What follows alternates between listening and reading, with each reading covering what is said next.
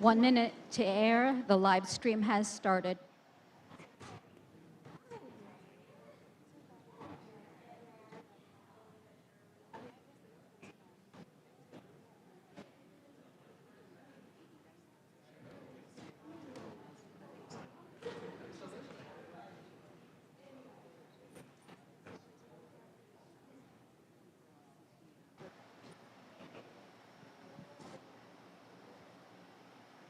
Thirty seconds.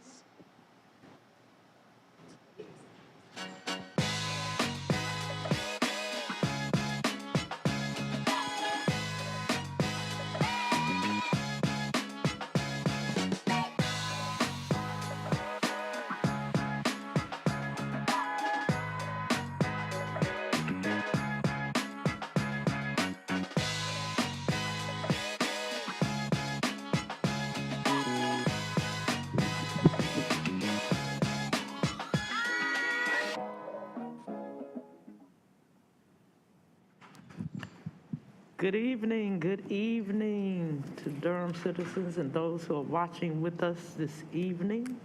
We would like to call Recording in progress.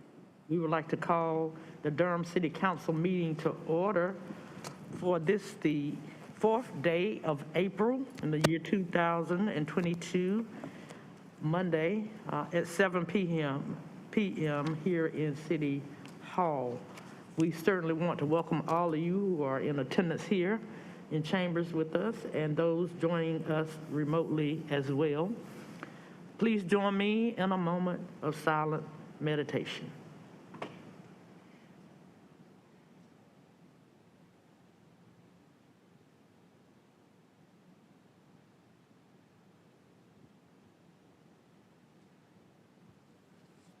Thank you. I will now recognize Councilwoman Adjourn Freeman, who will lead us in the Pledge of Allegiance. Thank you.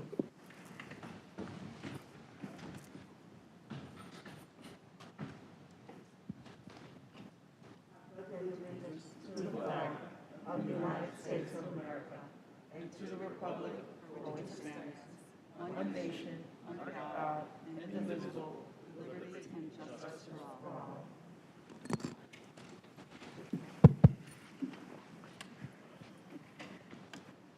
Madam Clerk, if you would please call the roll. Mayor O'Neill, I am present. Mayor Pro Tem Middleton, I'm here. Councilmember Caballero has requested an excused absence. Councilmember Freeman, Present. Councilmember Johnson, Here. Councilmember Williams. Present. Thank you. Well, first of all, we're going to start off with our announcements for tonight, and I'd like to welcome our city attorney back in her seat. Thank you so much for being back. We thank Attorney O'Toole, who did a fine job while you're away, but we are glad that you are back and doing quite well. Thank you so much. So welcome back. Thank you. We missed you. So I'd also like to recognize it, and you all know that Attorney Councilwoman Caballero is not here tonight. She was unexpectedly delayed out of town, and we have some things on our agenda that are coming up on Wednesday that she has played a key role in. And so I'm here to also, two questions. One, to entertain a motion for her excused absences for tonight, as well as on Wednesday, and also for us to briefly agree or disagree to postpone those two discussions, the ARPA funds, and also I think there may be some items on our agenda concerning the vacancy for Councilman Reese and those applicants who have filed for that, and want to consider delaying those two items until she returns. So I'm now ready to entertain a motion. Madam Mayor, Yes. I move that we accept, should we do it separately, two separate motions or together? You can do them separately. Okay, I move that we accept Councilmember Javier's absence for tonight. Second. It's been moved and properly seconded. Moved by Councilman Williams, properly seconded by Councilwoman Freeman. We ready for the vote? And we may do that by a voice vote if you like. Yep. Let's do it by voice vote, okay? All those in favor say aye. Aye. Aye. All those opposed? That motion passes unanimously. Madam Mayor, I also move that we postpone discussions for Wednesday, considering Councilmember Caballero's absence. Second. It has been moved by Councilman Williams and seconded by Councilwoman Freeman. If we are now ready for the vote, all those who are in favor, would you sign by saying aye? Aye. Aye. All those opposed? All right. Now, I think I do want to congratulate our Duke Blue Devils, who had a fine performance on Saturday night. I think we were all in the Bull City very proud that the teams of North Carolina have once again showed up and showed completely out. That was a wonderful game. It was a barn burner, as they say, to the end, to the very end.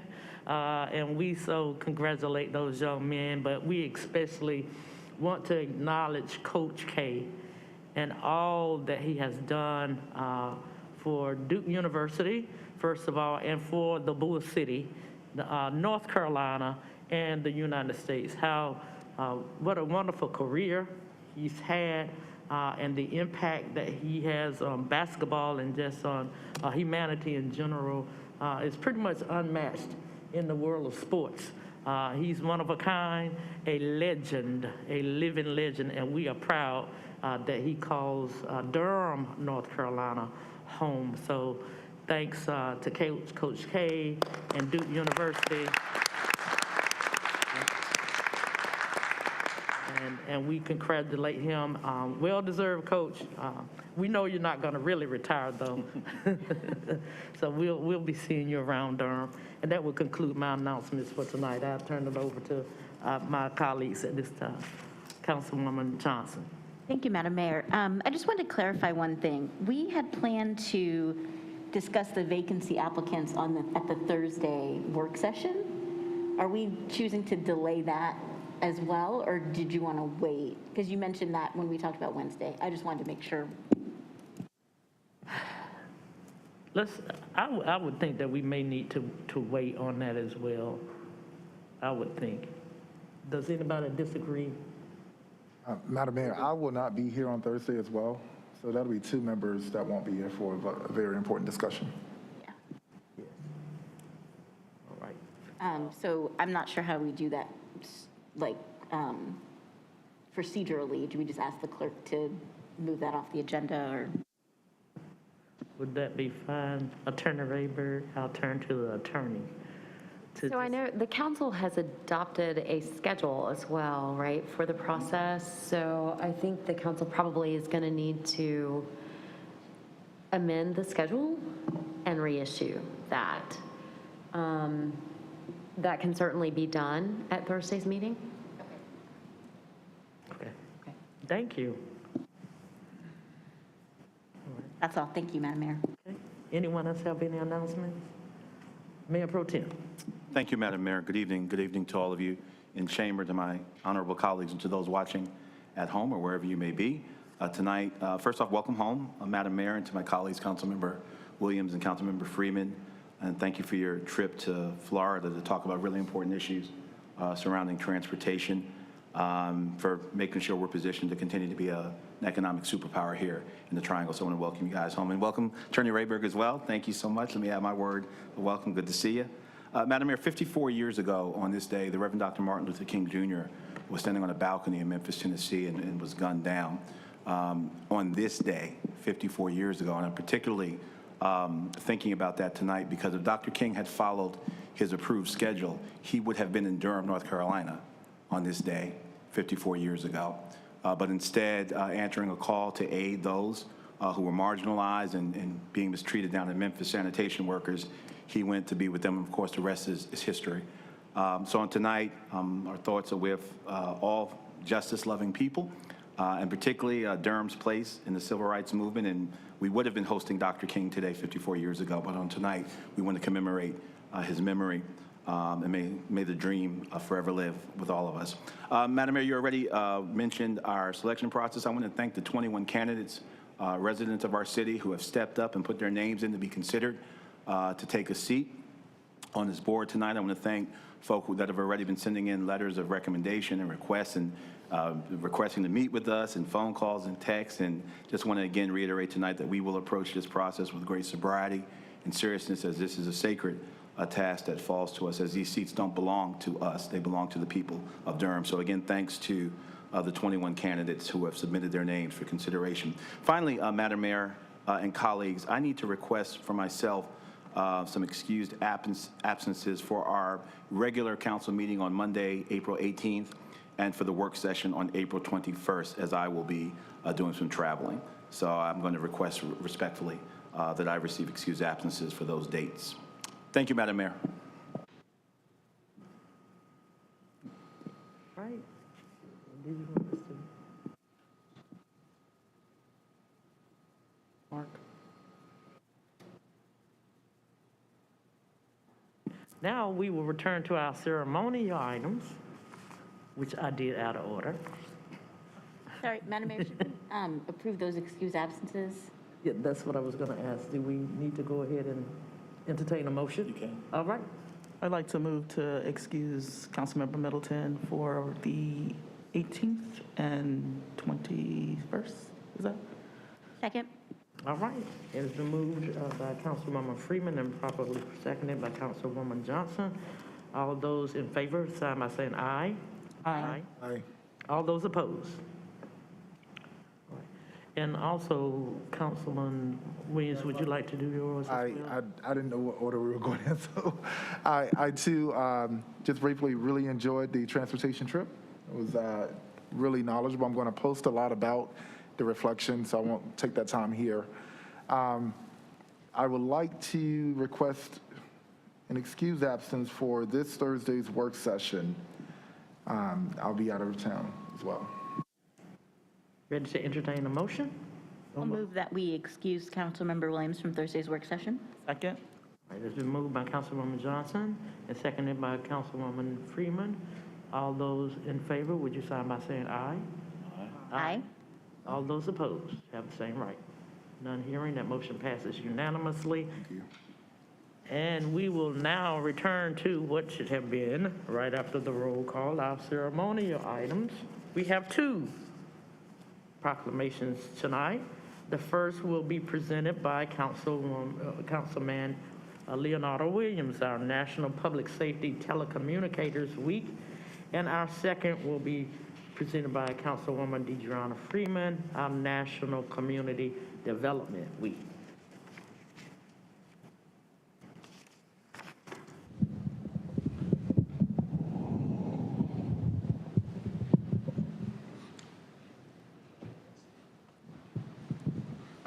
Ready? Hello. All right, thank you, Madam Mayor. I would like to read the proclamation for National Public Safety Telecommunications Week. Whereas emergencies can occur at any time that require police, fire, or emergency medical services, and whereas when an emergency occurs, the prompt response of police officers, paramedics, and firefighters is critical to the protection of life and preservation of property.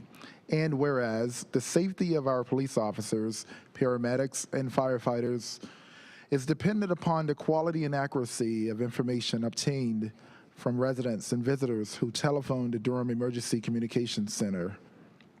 And whereas public safety communications officers and call takers are the first and most critical contact of our residents and visitors have with emergency services.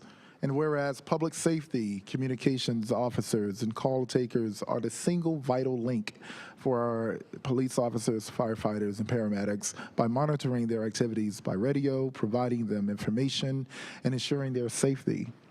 And whereas public safety communications officers and call takers of the Durham Emergency Communications Center have contributed substantially to the apprehension of criminals, suppression of fires, and treatment of patients. And whereas each dispatcher has exhibited compassion understanding, and professionalism during the performance of their job in the past year. Now, therefore, I, Elaine O'Neill, Mayor of the City of Durham, North Carolina, do hereby proclaim the week of April 10th through 16th, 2022 as National Public Safety Telecommunications Week in Durham, and hereby urge all residents and visitors to take special note of this observance in honor of the men and women whose diligence and professionalism keep our city safe. Witness my hand in the corporate seal of the City of Durham. This the 4th day of April 2022. Signed, Elaine O'Neill, Mayor of the City of Durham.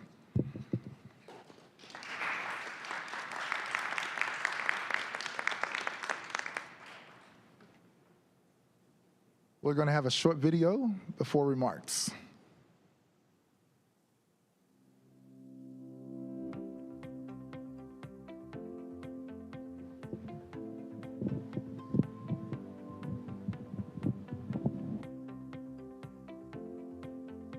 My name is Dwayne McIntyre, and I'm a dispatcher at the Durham Emergency Communications Center. The best thing about being a dispatcher at the Durham Emergency Communications Center is truly being able to make a difference. Sometimes you don't realize how much of a difference you're making.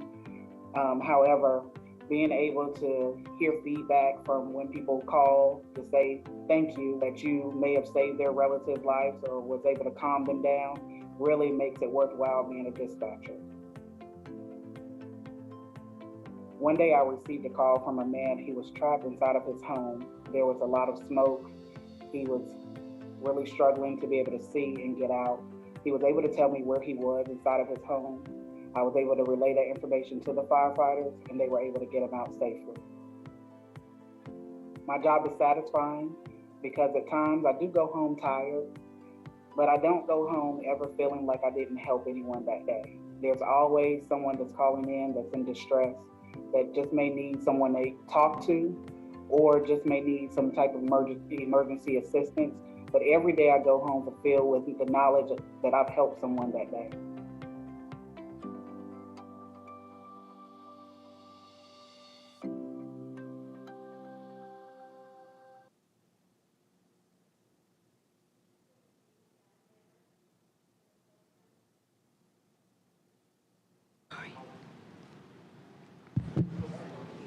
Okay.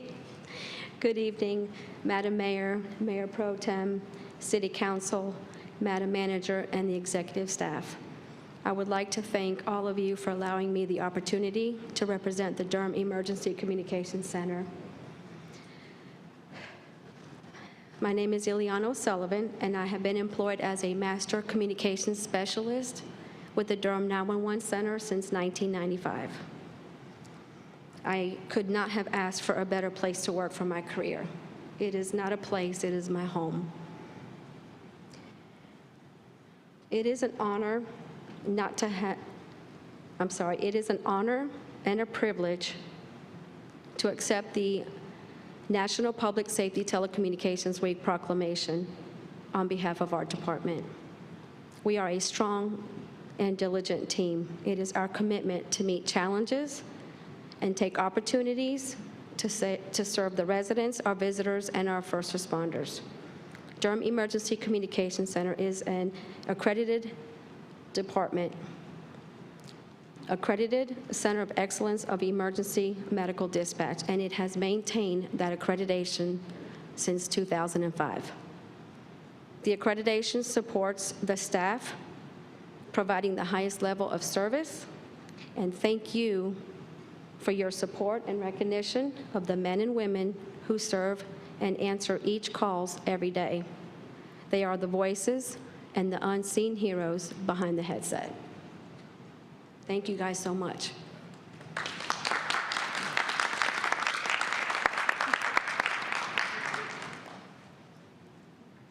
Before Councilwoman Freeman comes, I'd like to just take a moment to tell City Manager Page and I and Chief Deputy, I think we went down to the 911 center maybe about 3 or 4 weeks ago, in the last month, I believe. hadn't been that long ago. First of all, the space in itself is beautiful. It is it's like you're walking into the space age, you know. But the best part for me was the calmness and the atmosphere and the professionalism of those people who are working in that space. They had a table of food out. They were having some kind of, I don't know what they do it all the time, but they had a nice little spread out there.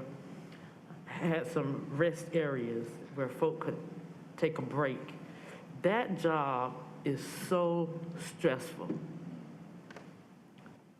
That is so stressful that most of us, myself included, could not do that job, right? And I have some experience in that arena. But what those folks pull off every day, 24 hours a day, is nothing short of a human miracle in the way that they perform their jobs. And so I just want to say thank you again to you all. We can never, ever repay you all or give you enough funds to compensate you for what you do. You have to have a heart for humanity in order to work in that space. So I just want to offer that standing ovation from me and all of us.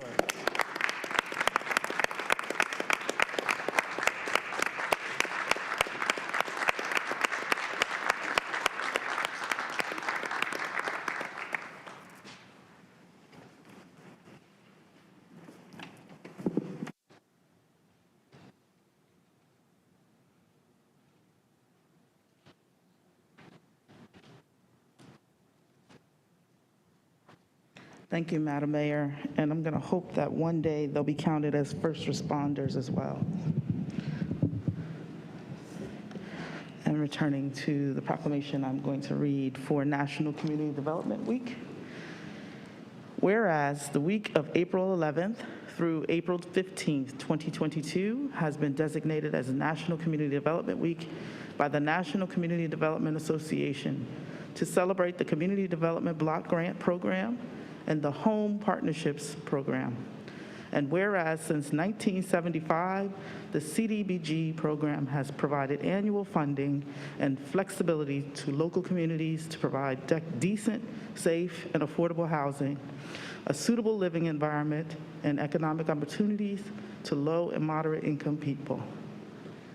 And whereas since 1992, the Home Program has provided funding to local communities to create decent, safe, and affordable housing opportunities for low-income persons with over 1 million units of affordable housing, having been completed nationally using home funds. And whereas over the past 5 years, the City of Durham has received a total of $10,031,569 in CDBG funds and $5,428,525 in home funds. And whereas the City of Durham has used CDBG and home funds directly or in partnership to address issues surrounding homelessness, including veterans homelessness, to promote home ownership opportunities for low and moderate income households, to develop hundreds of affordable rental units for low and very low income households, to provide repairs to homes of very low-income seniors, and to help revitalize neighborhoods, and to leverage millions of dollars in public and private investment within Durham. Now, therefore, I, Elaine M. O'Neill, Mayor of the City of Durham, North Carolina, do hereby proclaim the week of April 11th through 15th, 2022, as National Community Development Week in Durham in support of these two valuable programs that have made a tremendous contribution to the vitality of the city's housing stock, infrastructure, public services, and economic vitality in our community. Witness my hand and the corporate seal of the City of Durham, this the 4th day of April 2022. Elaine M. O'Neill.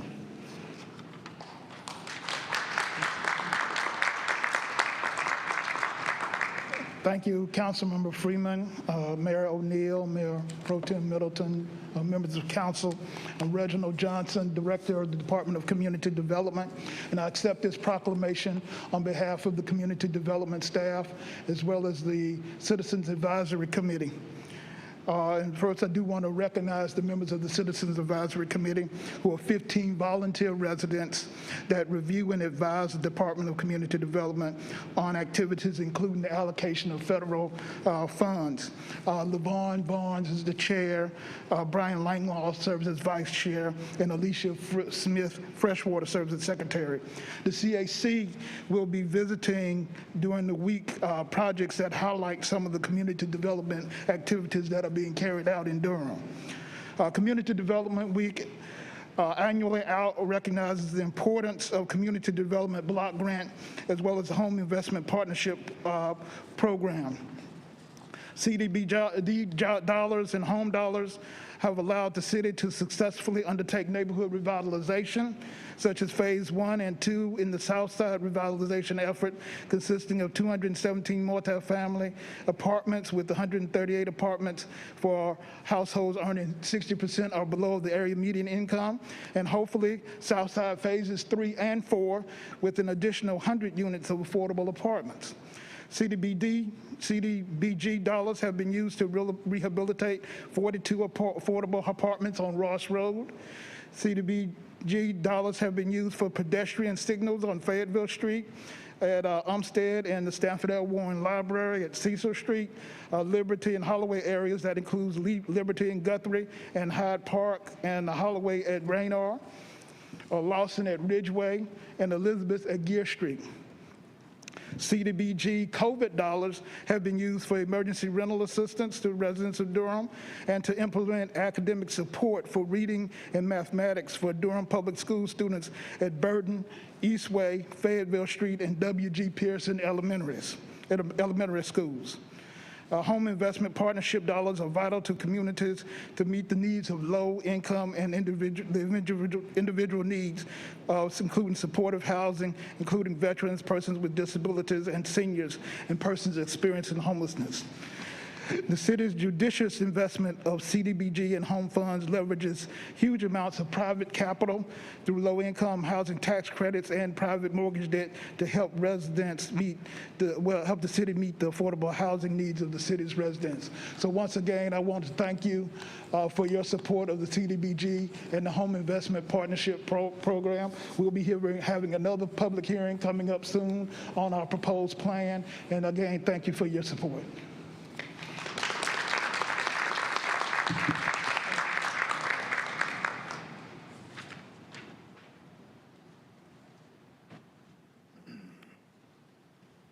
All right. We will now turn to our first item of business, which will be our priority items.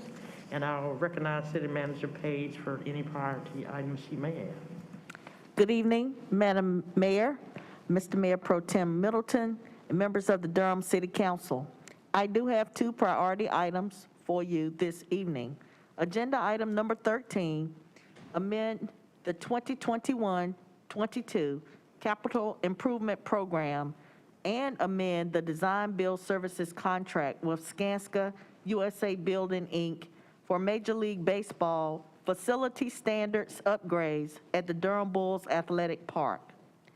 Attachment number 5 was added to provide information on the lease structure, the ballpark operating fund, and economic impact of the Durham Bulls baseball lease agreement. I also have for you this evening agenda item number 16, contract with S&ME, Inc. for a traffic study at the Waste Disposal and Recycling Center. Attachment number 5 was added to respond to City Council's inquiry about an air quality study as part of the proposed contract with S&ME. That is all I have this evening. Thank you, City Manager Page. And now I will recognize our City Attorney. Good evening, Madam Mayor, Mr. Mayor Pro Tem, members of the City Council. It's very good to be back with you. The City Attorney's Office does not have any priority items. Thank you, Attorney Rayburn. And I'll recognize our City Clerk for any priority items she may have. Good evening, Madam Mayor, Mr. Mayor Pro Tem, and City Council members. The City Clerk's office has no priority items this evening. Thank you, Madam Clerk. We will now turn to our second order of business, which is our consent agenda.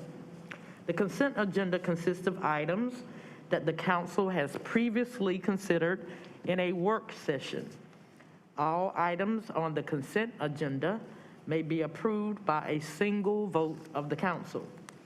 Items may be removed from the consent agenda by a council member or a member of the public, and those items will be considered separately at the end of the meeting tonight.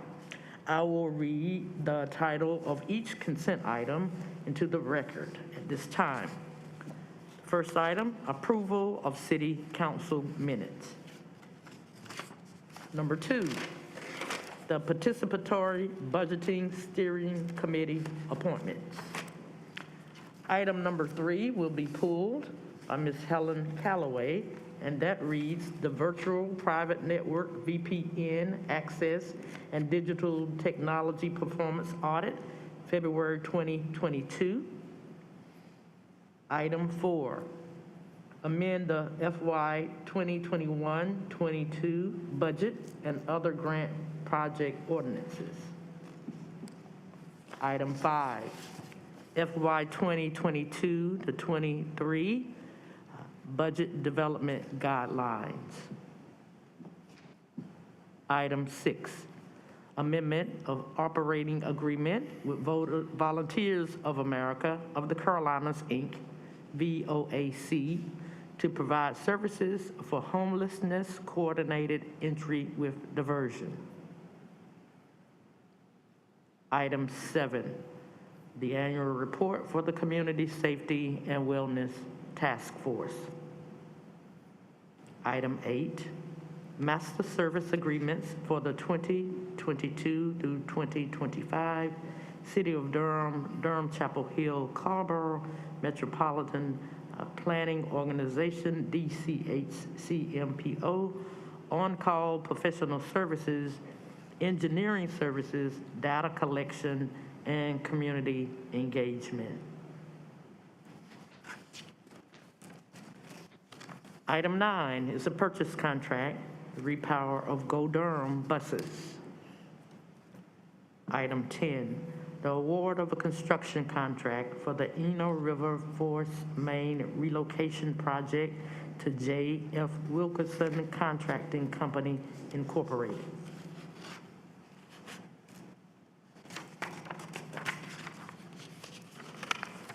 Item 11, the award of a professional engineering services contract to Timmons Group, Inc., for the improvements for access to utility easements and facilities project. Item 12, February 2022 bid report. Item 14, the lease agreement with Durham County at 2725 Holloway Street for the continued operation of Durham County Ambulance Substation and Emergency Medical Service Training. Item 15, the revised cultural and public art resolution to incorporate membership changes. And item 16, contract with S&ME Inc. for traffic study at the Waste Disposal and Recycling Center. Madam Mayor, I don't want to pull the item because I do think it should continue on and I don't want to delay it, but I do want to ask staff to consider more than the cost benefit today with our human capital being on site every day in that analysis. And that's all. Thank you. All right. Thank you, Councilwoman Freeman. Now I'd like to entertain a motion to approve the consent agenda with the exception of items 3. Is that what we have? So moved. Second. It has been moved by Councilwoman Freeman and seconded by Councilman Williams. We are now ready for the vote. If you would please open the vote, Madam Clerk.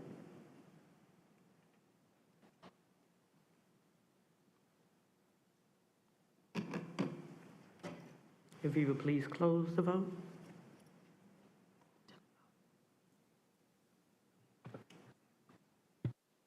The motion passes 5-0.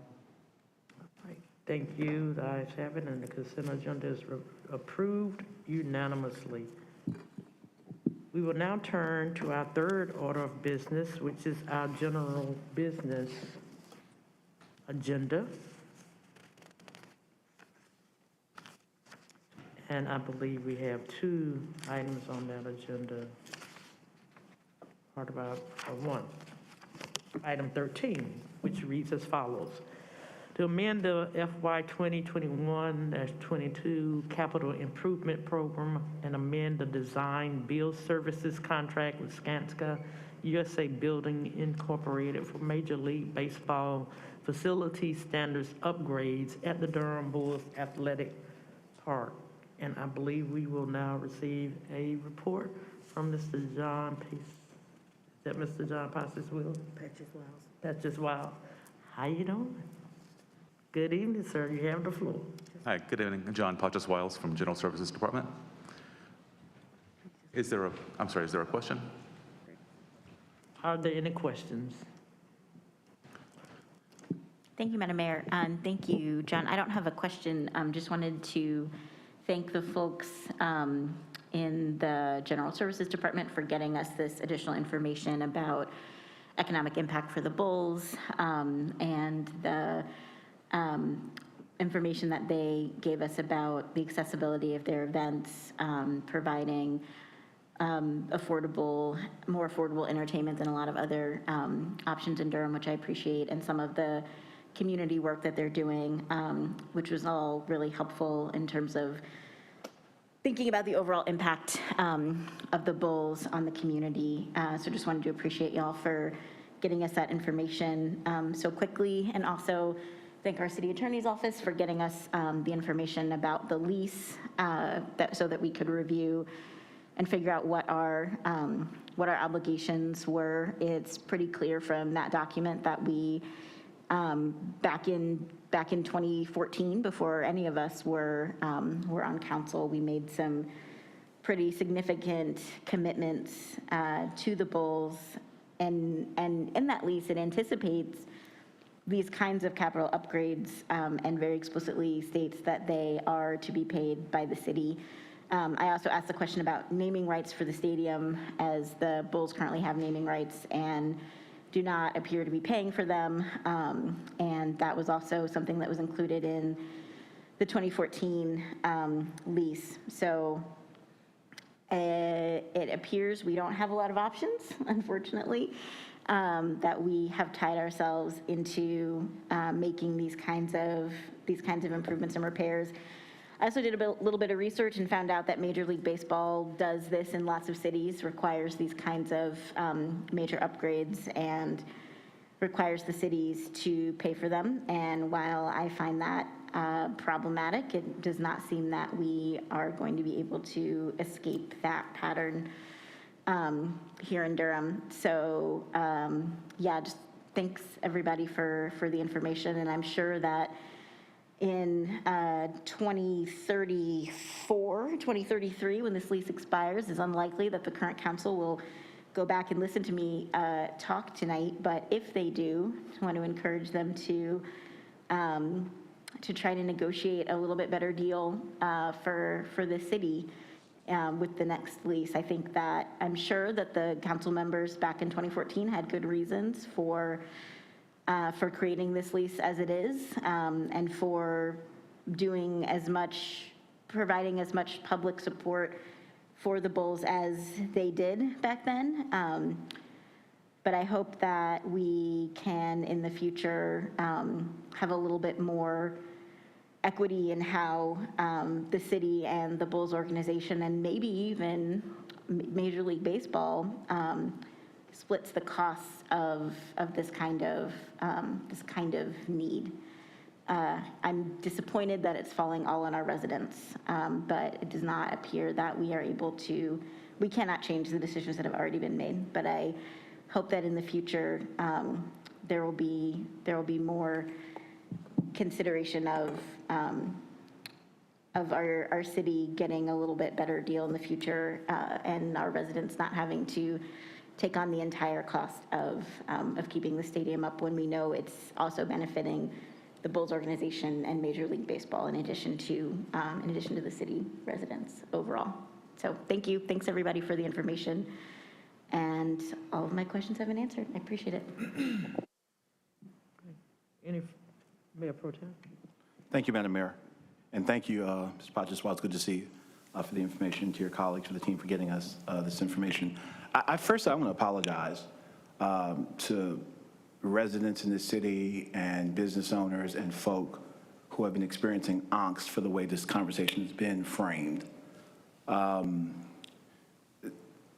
This whole conversation basically hinged upon whether or not the outlay of the possible outlay of this $10 million, we're not writing a check next week, the possible outlay of up to $10 million was justified by the economic benefit of the Bulls to the city. That was the main question that animated this debate. And the answer is resoundingly yes.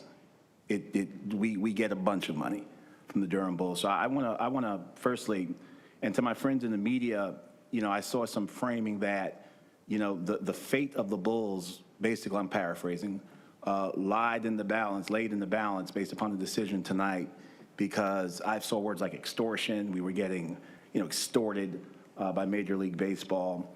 This was not a mystery. There was no doubt in my mind that the numbers were going to come back, that check my history, I think the Bulls have been in existence, not under the name Bulls, but since 1902. I think it was the American Tobacconist. There was no doubt in my mind that in the life of this franchise, that the number, be it in taxes or economic activity, people attending restaurants, was going to eclipse this number. This was not an episode of Scooby-Doo where we had to wait to the end to find out it was Old Man Johnson once the kids unmasked him. We knew what the numbers were going to say. I pulled this issue, and the reason why I pulled the issue was because there was a 100% increase in the projected $5 million to $10 million. I did not pull it because I thought that the city was getting fleeced or that the economic activity of the Bulls did not justify the outlay. I pulled it because, as a fiduciary of the city, when you see a 100% increase in cost, you ask questions. I understand construction costs balloon, and we know that they balloon, and that there's inflation built into those numbers, or those numbers can be inflated for all kinds of reasons, material, labor, but to see it that large. So my question was why. I wanted to make sure we weren't getting fleeced, not relative to the economic benefit of the Bulls to the city, but just in terms of just some contractor trying to take us to the bank, quite literally, as a city. So I want to be very clear. The question was, do the Bulls bring economic benefit to the city? And the answer is yes, period. And this is a mathematical proposition. So for those shop owners and for fans and for workers, some 20-some thousand jobs, folk who I've heard from and gotten emails from and letters from, because of the unfortunate framing of this, who have experienced some residents, by the way, residents of the city, voters of the city who were experiencing angst based upon this way this conversation was framed. I hope that this brings you some type of relief tonight. It was really important, I think, that we asked the questions about going from $5 million to $10 million. But, I'd hate to think that if the reason why we're having this conversation was because I pulled an item, and if we found out that over the years this was a money pit, the Bulls were a money pit, and that we were spending more than we were making from them, or spending more than we were benefiting from them, and the way we found out was because we had a conversation about outlays for improvements. There were no bells and whistles going off years before that. It would be a shame on us as elected officials, a shame on the staff, and it would be totally unacceptable if this were a money pit. And we wouldn't have just found this out this year if these numbers were, the numbers of the outlay was greater than the benefit. So there was no mystery here. And I personally want to say, I don't think the residents of the city are being victimized. This is not a bad deal that our colleagues from 2014 put in place. This was and is a deal for a franchise that has a great deal, not only monetary, but a great deal of nostalgic value for our residents and citizens, and next to the economic benefit of the Bulls. So I just want to say, for me, this was never a question as to whether or not the Bulls were leaving. This was never a question as to whether or not, if we didn't, we're not going to approve this $10 million, possible $10 million. It's a projection of what it may cost, and we're not writing the check next week. So I want to be very clear that at least for this member of the council, I don't feel my hands are tied, because we can vote not to lay out the $10 million. If this is a bad deal, and if the original question, the animating question, were answered in the negative, meaning that we were spending more than we were realizing benefit, then we could vote. It's within we're not stuck. We could vote not to put this $10 million out, and Major League Baseball can snatch the franchise from us. That's in the lease agreement too, if we don't do the improvements. But I'm going to vote to do the improvements, because the question was, is it worth it? Do the numbers jive? And based upon the numbers that are now public, they jive resoundingly. The Bulls aren't going anywhere. Thank you, Madam Mayor.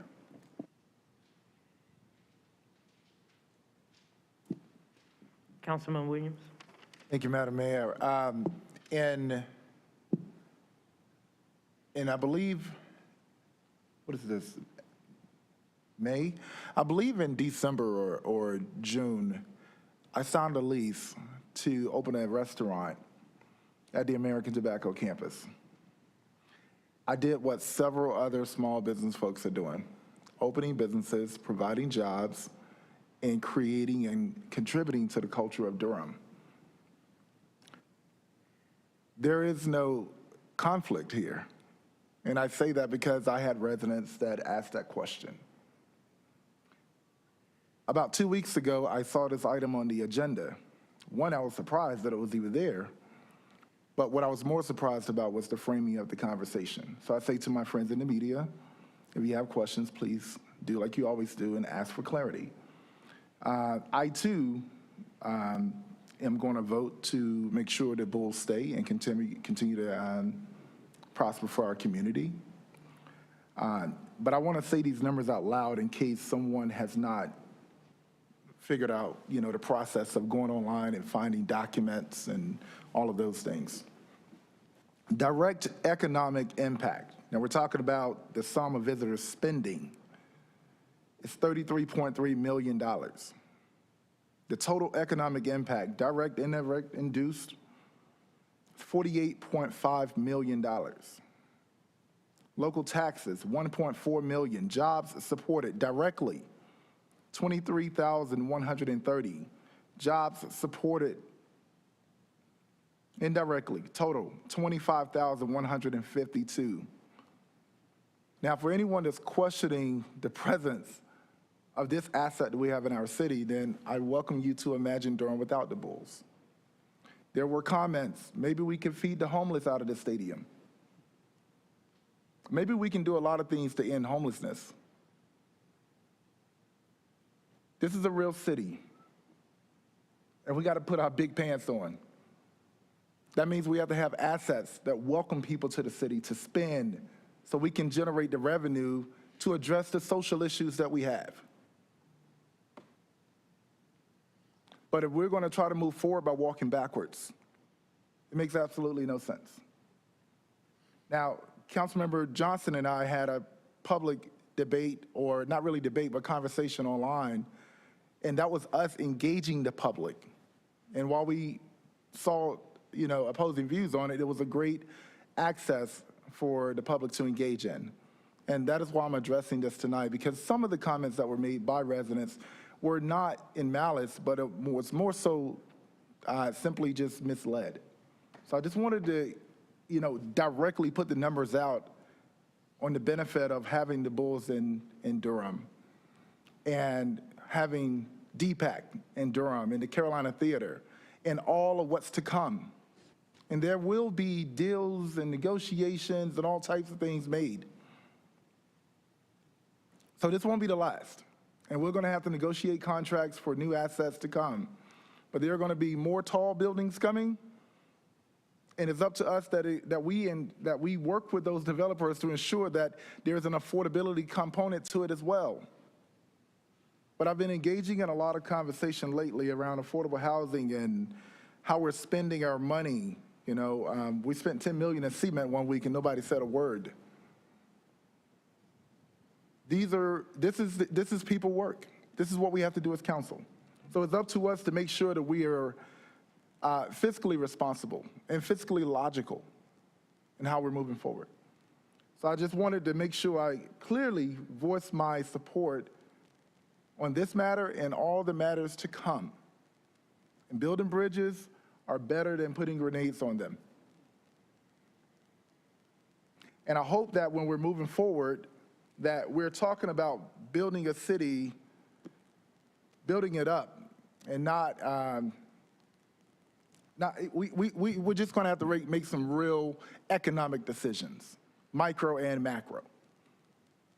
And every time we do something new, we can't say, well, if it's not affordable housing, then we can't do it. Because not every building that goes up is going to be an affordable housing project. As a matter of fact, we need to have more discussion around mixed use and mixed income to ensure everybody have access to the same type of amenities that are high quality. And that is how we're going to have to grow this city. And part of that is having assets like this, ensuring that we are building assets that generate the revenue to address the social issues. But the social issues, and only the social issues, are not going to develop the city alone. So we have to leverage everything that we have access to. So I thank you for this time, Mayor. Bless you. Thank you for this time. Thank you. Councilwoman Freeman. Thank you, Madam Mayor. I will keep my remarks brief, just acknowledging I completely agree with Councilmember Williams and Mayor Pro Tem Middleton.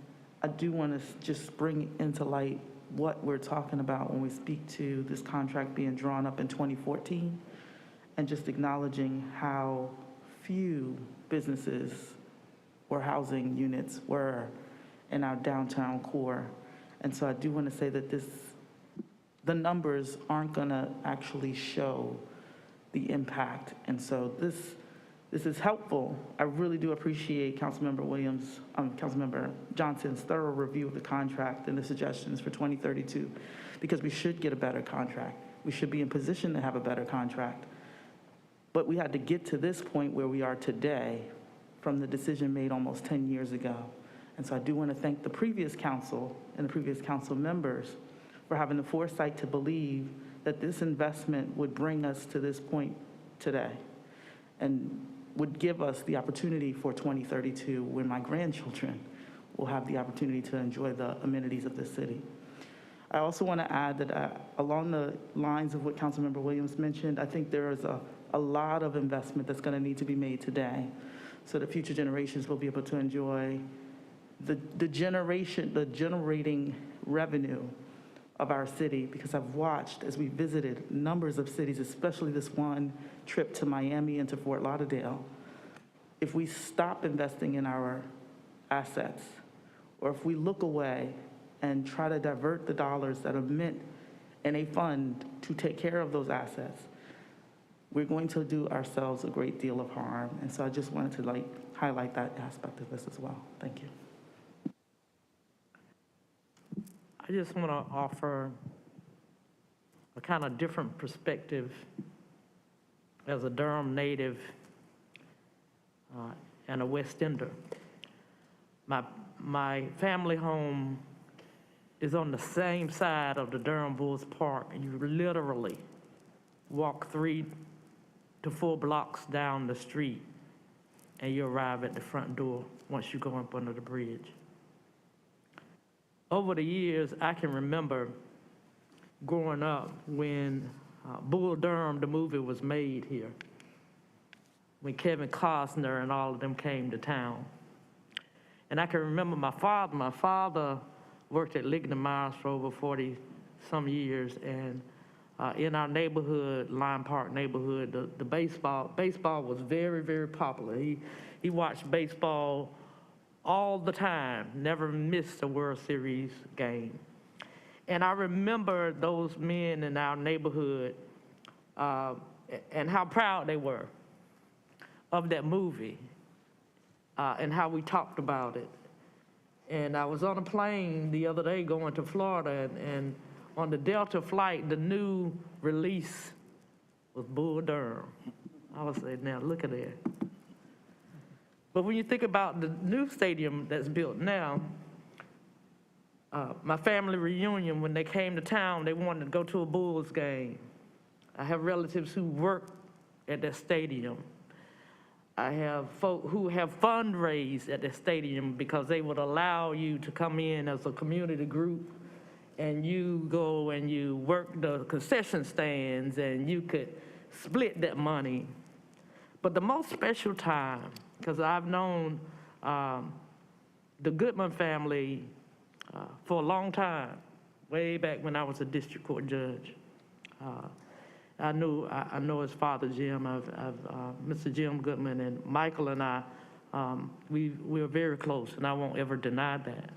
And we were close before me being mayor, and we're going to be close after I'm no longer mayor. We're going to be close for life. But on my father's 100th birthday, my father lived to be 103. We went to a Durham Bulls game. And so from that night, my family members, and I have it hung in my house, is a picture of my father, his best friend who was 98, 99 at the time, and the Bull mascot, and a long article in the Herald Sun about that friendship. The Durham Bulls, there are three institutions when it comes to mind, three that stand out, that they will never, ever go if you're from Durham. If you've been a part of this community for as long, and I'm 3 to 4 generations in deep now, and all of us love the Durham Bulls. Duke University, North Carolina Central University, and the Durham Bulls. So not only will I stand to support it, but I know my children, because my son worked at the Bulls Stadium, and I'm sure that my children's children, if they are still here in Durham, will continue the tie that my dad started. So, go Durham Bulls. Madam Mayor, if I'm in order, I'll make a motion, offer a motion to approve item 13. Second. Second. It has been moved by Mayor Pro Tem Middleton and seconded by Councilwoman Freeman. Madam Clerk, if you would open the vote.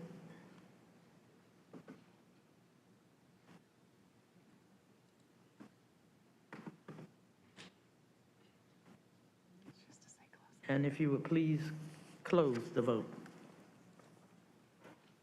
The motion passes 5-0. That motion passes unanimously. We now turn to our general business agenda public hearings. And we have item 19, which is a zoning map change, Bull City Townhomes. And I believe we have a number of people who will be speaking on this item as well. But we will first receive our staff report. Thank you very much, Mayor, Mayor Pro Tem, council members. Good evening. Michael Stock with the Planning Department. And before I begin, staff would like to note that the required notification for this public hearing has been performed and is on file for review. As you may recall, this application was first heard by council at its February 7th meeting and was referred back to staff to further meet with neighbors or for the applicant to further meet with neighbors and to address changes to the plan, such as the number of units, and off-site sidewalk and donation to public schools. No changes to the development plan proposal before you tonight have been made from that February version. The proposal from Mark Bullock of Ramarama Incorporated is to change the zoning designation of 2 parcels of land totaling 12.25 acres located at 1343 Ellis and 1326 Clinton Roads. The current zoning is rural residential, or RR. The applicant proposes to change this designation to residential suburban multifamily with a development plan, which is RSMD. The proposal would allow for a maximum of 147 townhomes, and in addition to building design commitments, will connect Lindley Road and Carywood Drive with a public street and improve Lindley to current street standards. The specific commitments are found on the cover sheet of the proposed development plan in your agenda packet. The properties are currently designated low-density residential in the future land use map, or FLUM. The proposed RSMD zoning is inconsistent with the designated future land use. If the proposed zoning is approved, staff recommends a change to the FLUM to designate the property as medium-density residential. The Plan Commission heard this request at September 14, 2021 meeting and failed to recommend approval with a vote of 0 to 13. Thank you, and the applicant, I believe, is out here somewhere. Should be available to answer any questions. Thank you again. You have heard the report from staff. I will now declare this public hearing to be open and will first entertain questions and comments from the council. Thank you, Madam Mayor. Ms. Stock, good evening, good to see you. Sure. Just one quick question. Did staff receive any invites or any updates as to any additional community meetings? There was a February 28th meeting. Was any staff in attendance at that meeting? No staff was in attendance at that meeting. Thank you. Thank you, Madam Mayor. Councilwoman Freeman? Thank you. I was just going to follow up and ask a similar question and just see if there were any attendees at that meeting as well, because I didn't get a chance to. I believe, let me pull up, we did include, the applicant did provide information about that meeting in attachment J, and let me just see if I can quickly get to it for you. I'm pulling it up now. And let me see if this was the, okay, so it's at the,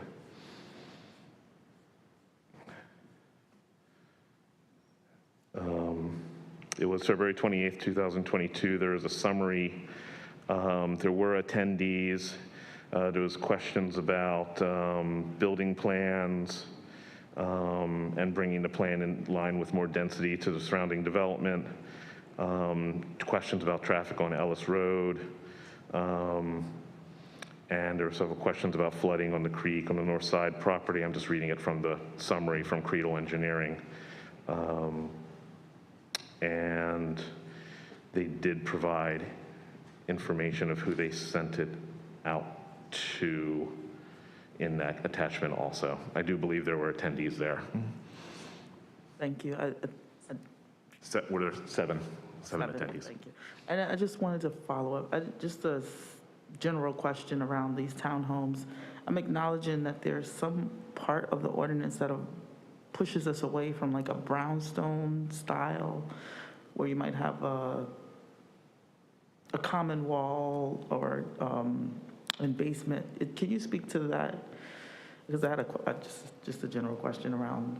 I'm not familiar with that. There's nothing in the ordinance that precludes any kind of design of a townhome within this zoning district. So if they decided to build it in a brownstone style, they're more than welcome to.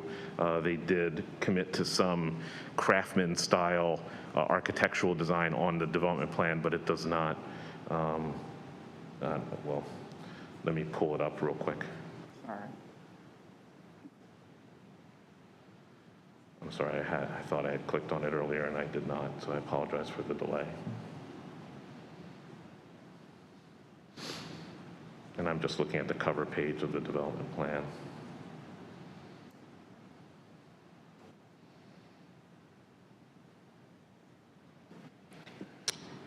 architectural would be in a Charleston, Craftsman, or modern style. It talks about roof line. Materials could be brick, wood, or painted siding, so there's no specifics beyond those. Thank you.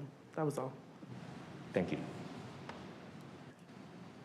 Thank you. Thank you, Mr. Stock. So another concern I remember from the previous presentation was just around the lack of detail in the proposal, including, not really having a clear sense of how many homes the developer planned to build. They haven't provided any updates about that stuff, have they? We remotely met with them.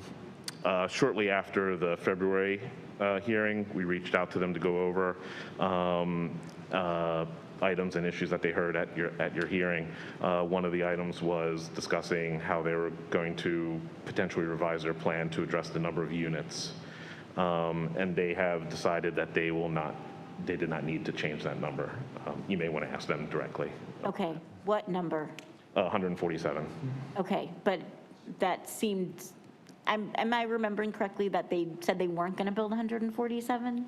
They re-examined their plan and said that they could do 147, from what I understand. You may want to ask them more directly. Thank you.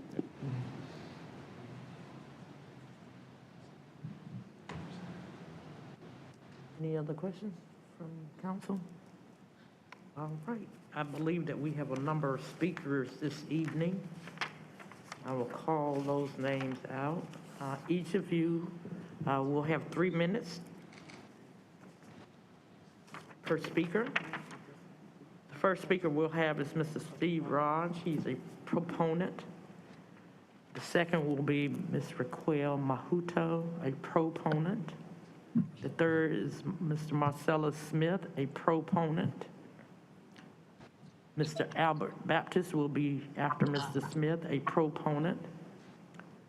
Mr. Farah Saeed, a proponent. Mr. Marcus Mahato, a proponent. Mr. Thomas Lenz, an opponent. Killen Arnie Johnson, opponent. All right. So, and we'll start first with Mr. Raj. If you're there, Mr. Raj, you have 3 minutes, sir. Yes, Madam Mayor, thank you so much for the opportunity. I hope am I clear, please? You are. Thank you so much. Thank you. Thank you. Yes, I am a local resident in the Durham area and been here for 21 years now. I'm a foreigner that is now a citizen in the United States.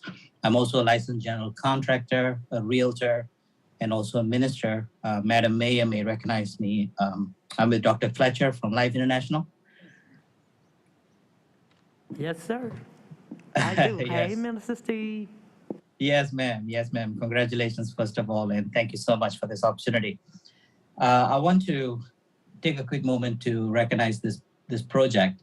So I've known Mark for a while, and with this project, I'm actually also coming in as a private lender facilitator with this program. So we are actually arranging the fund for the whole project funding. So we already have the funds lined up for this project, and we're excited to get it started. And I've been following up with the project for a while now. And I like to quote what Council Member Williams said, and I'm paraphrasing. He did mention just now that we should be open for not only affordable homes, but all type of new homes to accommodate the growth of the town. And in line with that, I was excited to hear that because this is a project that, as we know, has been for a while coming now. And the challenges, I've heard about it, but we also see that there is a huge need for homes, especially in the Durham and in the Triangle area. As a realtor myself, I have like 7 buyers right now that we've been trying to find a home for them, and they just can't. As you all know, the pricing have been amazingly high at this point with unrealistic bidding wars going on. So there is a need for inventory of homes. One of the ways we can stabilize the market is to have more properties coming in. We really need more properties. The only way to resolve this issue, or at least to stabilize the issue, is to let inventory come in at this time. And with these properties, I believe they have reduced the numbers, but Mark will speak to it. But in any case, what is going to be built will definitely provide a lot of homes for people in all class and in whatever pricing that is respective to them. It will definitely provide homes for them. So as funder, I'm excited to be able to work with Mark, the Bull City Town project, to see this project come to pass and come to fruition, as it will provide a lot of homes for people, at the same time bring a revitalization or the ongoing revitalization that's already happening in the city. So with that, I want to say thank you for the opportunity, and I really hope and look forward to working with this project to see it come to complete fruition. Thank you, Madam Mayor. Thank you so much. Ms. Raquel Mahito, ma'am, you will have the floor for 3 minutes.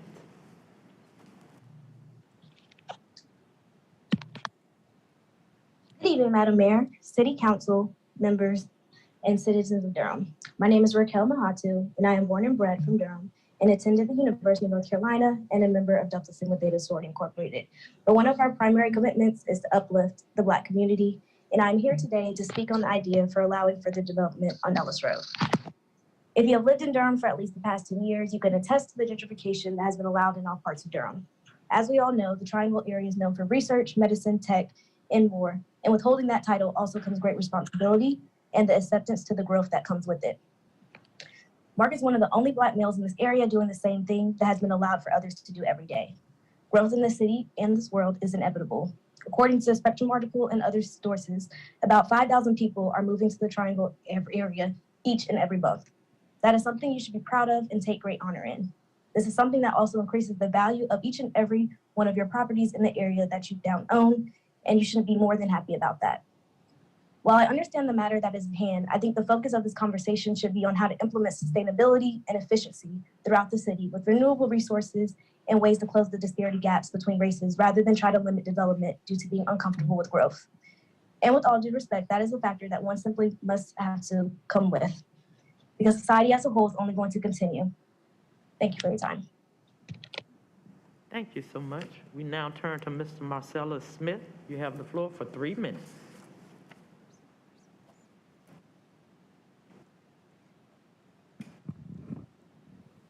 Madam Mayor, there is no Marcella Smith in the queue.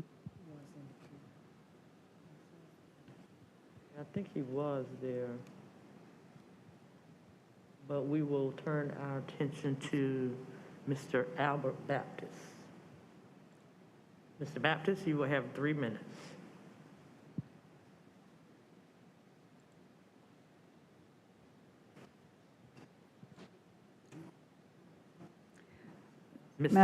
Madam Mayor, Mr. Baptist has been unmuted. Okay, can you guys hear me now? Yes, sir. You may proceed. Hello. All right, thank you. Thank you for allowing me to speak. I want to speak on behalf of the project. One of the biggest reasons I support the project is the fact that there's much needed housing in this area. I have friends of mine that are moving to the area and they are having a hard time finding housing. And one of the biggest things that we need to do here is increase the housing to a perspective that everyone can have the opportunity to live. And like a gentleman earlier said, that bringing in more homes in the area helps help lower help increase the value of the homes in the area also. And another thing that I want to say, that the project is very similar to many of the other projects that have been built in the area. I spoke with Mark about it, and the project he did, from what I understand, he did decrease the density, and I thought it was a lot, but he said it was probably going to decrease it down to 120 units. So I thought that was a good thing also. And another thing about the project over there is, as a developer, we hardly see enough Black developers in the area, and I think it's a great thing to support our developers, Black developers. Thank you. Thank you, sir. We turn our attention to Mr. Saeed. You will have 3 minutes. Madam Mayor, Mr. Said is not in the queue. Mr. Marcus Mahito, I hope I'm pronouncing that right. I tried to remember, but I apologize if I'm not. You will have 3 minutes, sir. Madam Mayor, Mr. Mahetu is not in the queue. Mr. Thomas Lenz. Who was there? Yes. You have 3 minutes, sir. And he is there. Hello. We can hear you. Good evening, Mayor and council members. I am a resident of Southern Terrace, which is in the middle of where this proposed development is going. And I attended the last meeting put on by the developer, and there was an overwhelming negative response to the idea that they're going to build townhomes in this plot. It's a steep rock ledge, and it's in the middle of single-family homes, and it just doesn't really fit in the nature of the neighborhood. And I believe the Planning Commission was unanimous in not recommending this go forward. So I am just saying that I support the neighbors who do not want this to happen because it is unsuited. It's an unsuitable location for that many townhomes, and this is a single family home area that would like to stay that way. Thank you. Thank you. And we will turn to Ms. Kellen Arnie Johnson.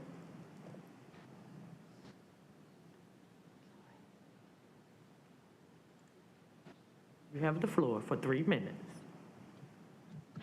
Greetings, Madam Mayor and council members. I want to take your time to kind of point out one major issue. During the community meeting, I want to point out that the builder did not attend that meeting at all. He sent an engineer who could not answer nor accommodate any concerns or questions to the group. There were not 7 people that attended. There were between 20 and 28 people who attended that meeting, and all of them disagreed with the design that they had put for this area. The bothering is the engineer could not comment on any of the concerns that we had, focusing on traffic, where the traffic claims were based off of Carrierwood and Southern Drive, not mention how they would impact Clinton or Ellis. Those roads directly go on to Ellis. We're talking about 1,200 homes that are being built in about a 1.5 mile area, and about over half of those have not been completed yet, so we don't even know the full impact of the traffic in this area. Going on to what was said by Councilman Williams, we need to focus on, what is right for the area when it comes to development.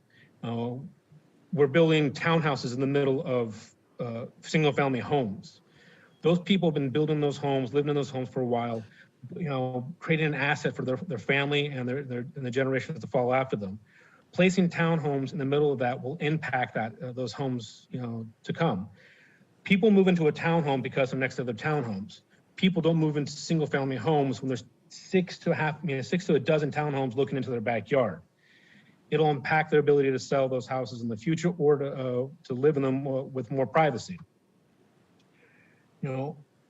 We want to focus on building something that is nice and more appropriate. So I ask for you to vote no on RSMD and instead vote yes on RS8. That will allow development in that area that will coincide with the kind of design that the area is with single-family homes, focusing on the economic, the aesthetic, and also the design of the area, keeping the proper flow. Most of these homes are all single-family around this area, and slamming, townhouses in the middle of that would just impact that negatively. A lot of those roads, kids ride their bikes up and down. They're peaceful, they're friendly, they're beautiful. I walk my dogs up and down them. But if we're throwing in 140 townhouses, that's an additional 300-something plus cars. It's going to make it challenging to walk up and down that road and for kids to ride their bikes on Sunday afternoons. So I ask, once again, Please vote no on rezoning to RSM 8, but focus on voting yes on vote no on RSM, vote yes on RS 8. Thank you, sir. We now turn to Mr. Mark Bullock, followed by Ken Mishi and Cliff Cradle. All are proponents but are listed as resource persons as well. You will each have 3 minutes apiece. Mr. Bullock.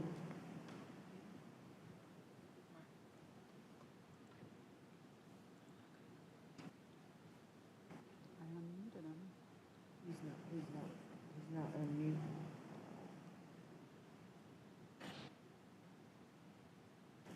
This is the actual app. Madam Mayor, I have unmuted Mr. Bullock. If you would like to be heard, sir, you will have 3 minutes.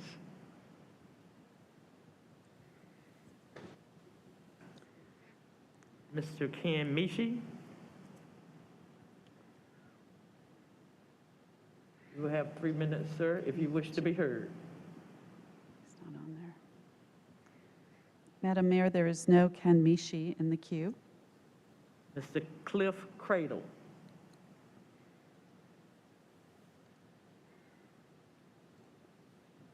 Unmute. All right, good evening. Can you hear me? Yes, sir. All right, excellent, excellent. I want to speak. I was the engineer on this project. I'd love to add a lot of information that was redone or added since the last time y'all heard this case. We do have a lot of information, and actually I want to give this time to Mr. Bullock because he's got all of this listed down, and I want to be here as a resource to answer any questions for that. Actually, Mr. Bullock, are you ready? Are you unmuted? No, please step over here. He is with me.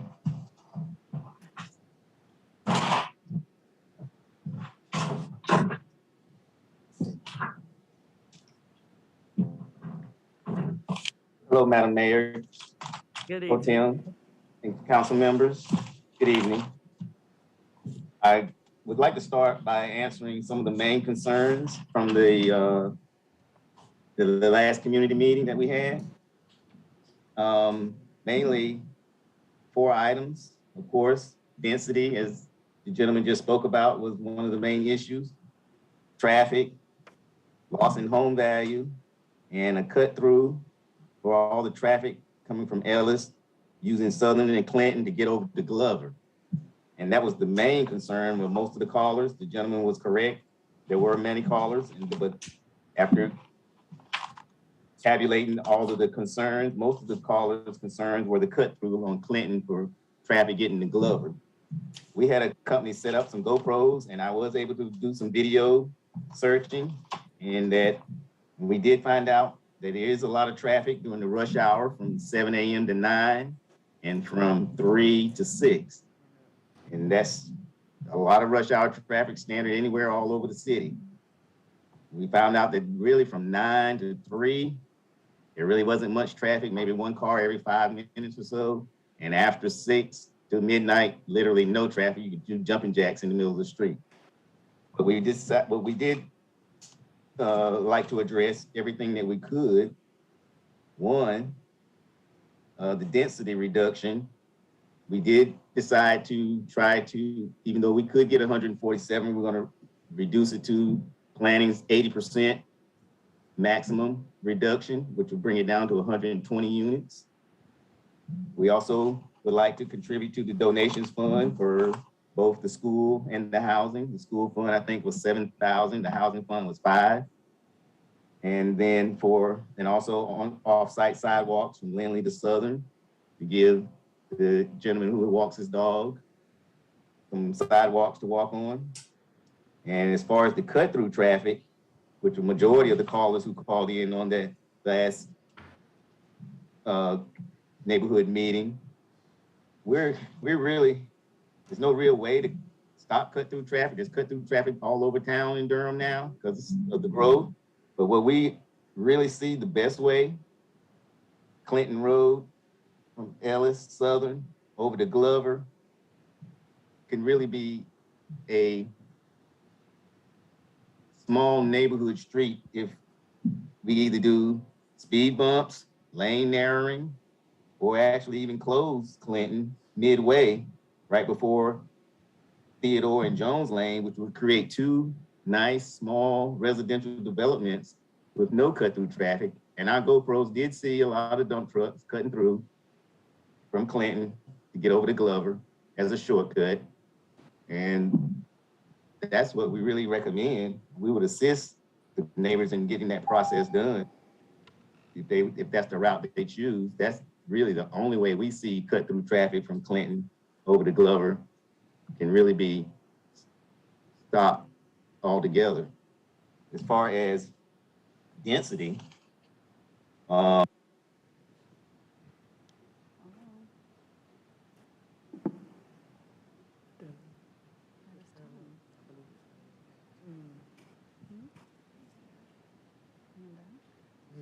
You may proceed. Mr. Bullock. If you're, at this time, we are reducing it down to 10 units per acre. And all of these townhomes, every single one of the townhome projects are surrounded by single family. That's just the nature of townhome construction at this point. I mean, single families were all that was available back in the 50s and 60s and 70s, but today, more efficient use of land with townhomes is where we are, especially in the downtown corridor of Ellis Road has become out of the rural into the city. As far as the traffic, we found that most of the traffic is industrial traffic, very little residential. I mean, you've got 20 businesses from Amazon down at the end of Pettigrew and across from the water tower, UPS, 2 men in a truck, Hertz Rental, Brightview Landscaping, Brain Supply, Sierra Fencing, Willscott Double Wide, Barrett Tree. Residential traffic is really not the issue here. It's mostly commercial industrial traffic, Giant Cement, Academy Trailways, buses, luxury buses. It's a lot of industrial and commercial businesses that are using this Ellis Road corridor. And we think residential really has an opportunity to take more advantage of this area, because right now residential traffic is really small. 300 cars, as the gentleman was reporting, is not a lot compared to all the industrial businesses that are using Ellis Road to get to 147, to 885, eventually to be open, and to I-40. Madam Mayor, members of the council, and Pro Tem, are there any questions? I think we have a couple of more speakers. Mr. Bullock, if you will allow them to speak, and then we'll come back to finish up with questions. First, it will be Mr. Gabriel Carrillo, and then we will also ask Mr. Philip Lawson and Mr. Steve DeVries, D-E-V-R-I-E-S. I think they have their hands raised. And if there anyone else, if you would raise your virtual hand now so that our clerk can take note of that. But Mr. Carrillo, you will be first, followed by Mr. Lawson and by Mr. DeVries. You each have 3 minutes apiece. Sure. Thank you so much, Mayor. Can I just request this? There are 30 people who we got a signed petition on that I was here speaking on behalf of tonight. I don't want to let this drag on, but there's a lot of important efforts and there's a lot of mismanagement about what actually transpired with the community meeting. And at this particular junction, what Mr. Bullock has just laid out is inaccurate. They did not hold a community meeting. In fact, he was not even present at the community meeting, and I don't trust that he sent forward the actual Zoom link. All of us left because what it was a formality and nothing else.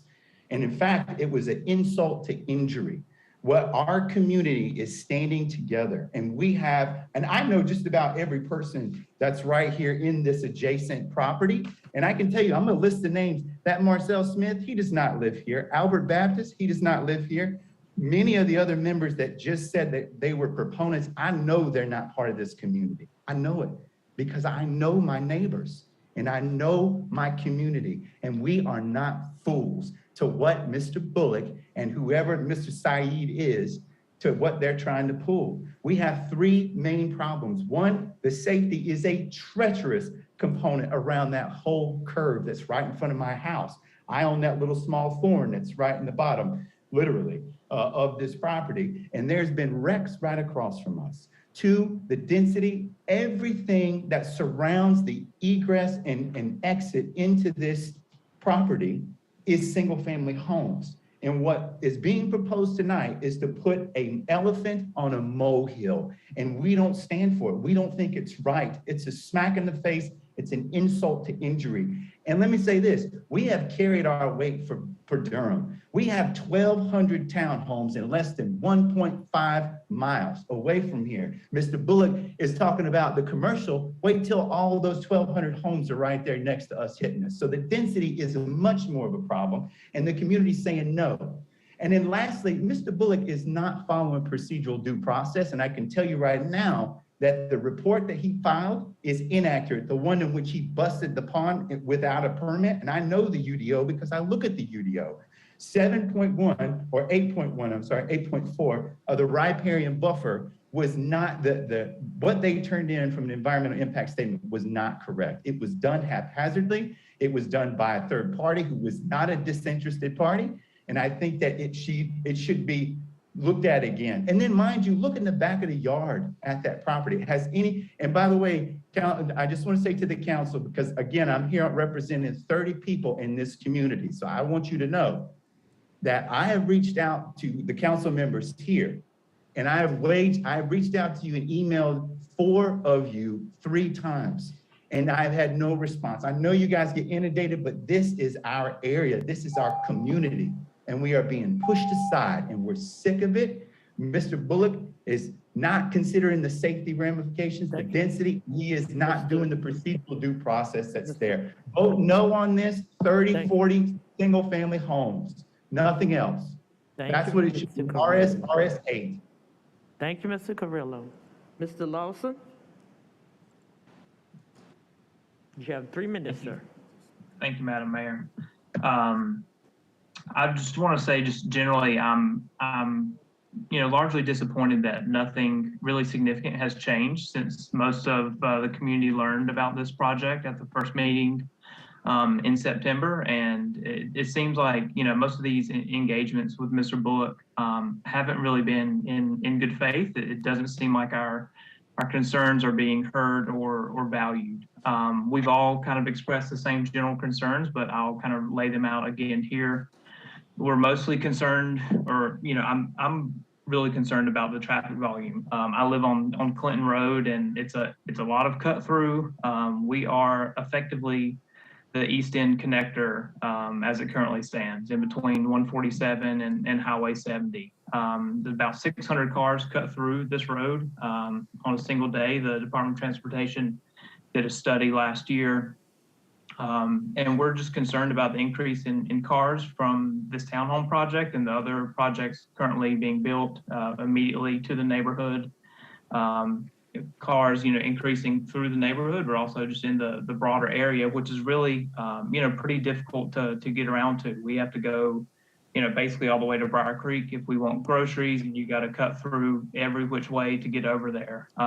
I think it's really going to be an issue with this additional level of development. And also, I'm really concerned about the environmental impact.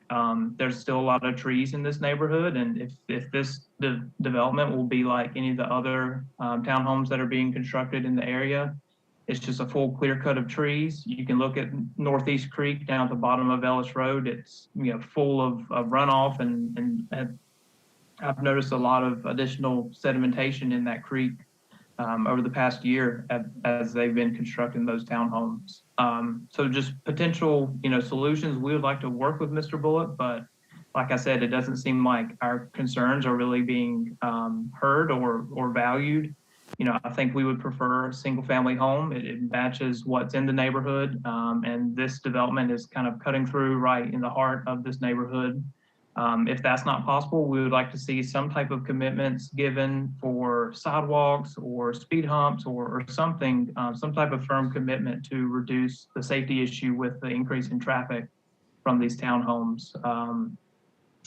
And I guess finally, I would like to say, and please excuse my ignorance here, I'm not certain how this process works, but even if we were to get some type of commitment from Mr. Bullock, as I understand it, as much as I would like to see a local developer run this project, from the last meeting, it seems like Mr. Bullock plans to actually not do the development himself, but sell this to a larger developer like, KB Homes or Dan Ryan, who could take on this project. I'm not sure if that has changed, but that's my understanding from the last meeting. So I would like some of my concerns addressed about if we can get commitments, if they can be kept. Thank you, Mr. Lawson. Thank you for your comments. Mr. Steve DeVries. And I think Mr. Marcus Mato has raised his hand, and also, let's see, Mr. Marcella Smith and Mr. Tommy Fletcher, I believe are the names that I have. So we'll start first with Mr. DeVries. Good evening, Madam Mayor and Town Council. Can you hear me? Yes, sir. When I first heard about the land use, when I got notice, it was back in September of 21, and so I went.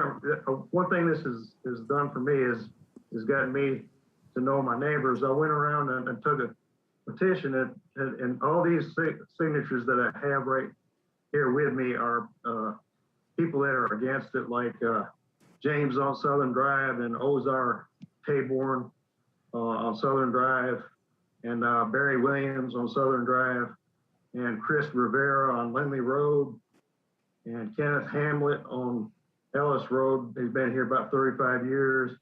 Charles Hanson, who also lives on Ellis Road, been here since 97. Linda Smith, she's been here 50 years. She's near the Cary Wood proposed exit. Lee Moyer on Clinton Road. Tommy Fletcher was getting ready to speak on Lindley Road. That exit would be right in front of his house. He wants to know how much dirt is going to be dropped in there because he's 80 years old. He doesn't get around too good. He doesn't like dump trucks coming by all the time. Gabe Carrillo, he does a great job. He is very knowledgeable and has said a lot tonight. Gabe, you did a good job speaking. Monique Rentez on Cary Wood Drive. That would be one of the proposed exits to Sam Niemer on Cary Wood Drive. And then Tom Linda, who spoke earlier, Franklin Barber, been here since 81. These are all people on the perimeter of this proposed monstrosity, what I want to call it. So that's the way I'm thinking. It's surrounded. Everybody on the surrounding this thing is pretty much against it. That's who I went to talk to, and so I just think that I don't know, the exits. The exits are going to funnel to Ellis Road, and it's right in front of my house. I don't like that. I spent a lot of time renovating my house and doing landscaping and stuff, and I don't want to look out my back door and see a huge 40-foot building. And that's happening all over Durham. I don't mind people building stuff, but why do you have to, just tear all the trees out? the environment, you know, you got all the wildlife is gonna, you know, they don't have a place to go, so what's gonna happen with them? They're gonna die off. Thank And, you, you know- Mr. DeFreeze. Thank you for your comments this evening. Mr. Fletcher? You will have 3 minutes, sir. Mr. Tommy Fletcher.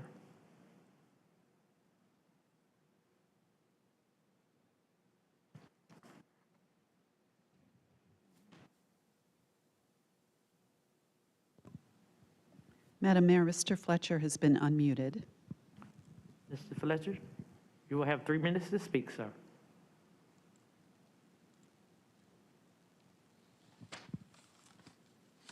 Mr. Marcus Maheto?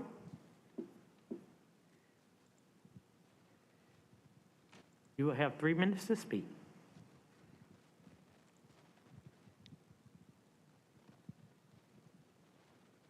Mr. Marcellus Smith? You have 3 minutes to speak.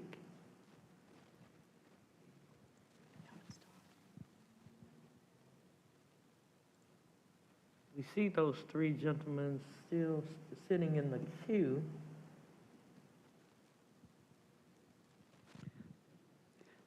Madam Mayor, they're all in the queue and they've been unmuted. Mr. Fletcher, can you hear me, sir?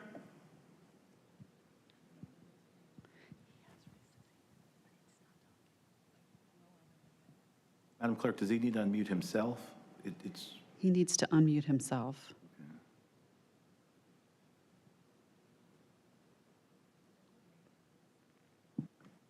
Mr. Fletcher? I've unmuted all of them.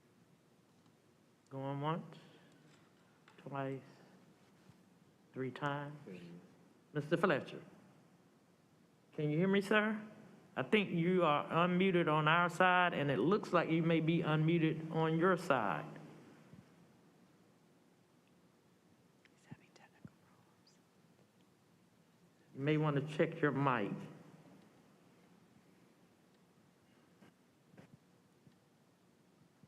Returning again to Mr. Smith, Mr. Marcellus Smith.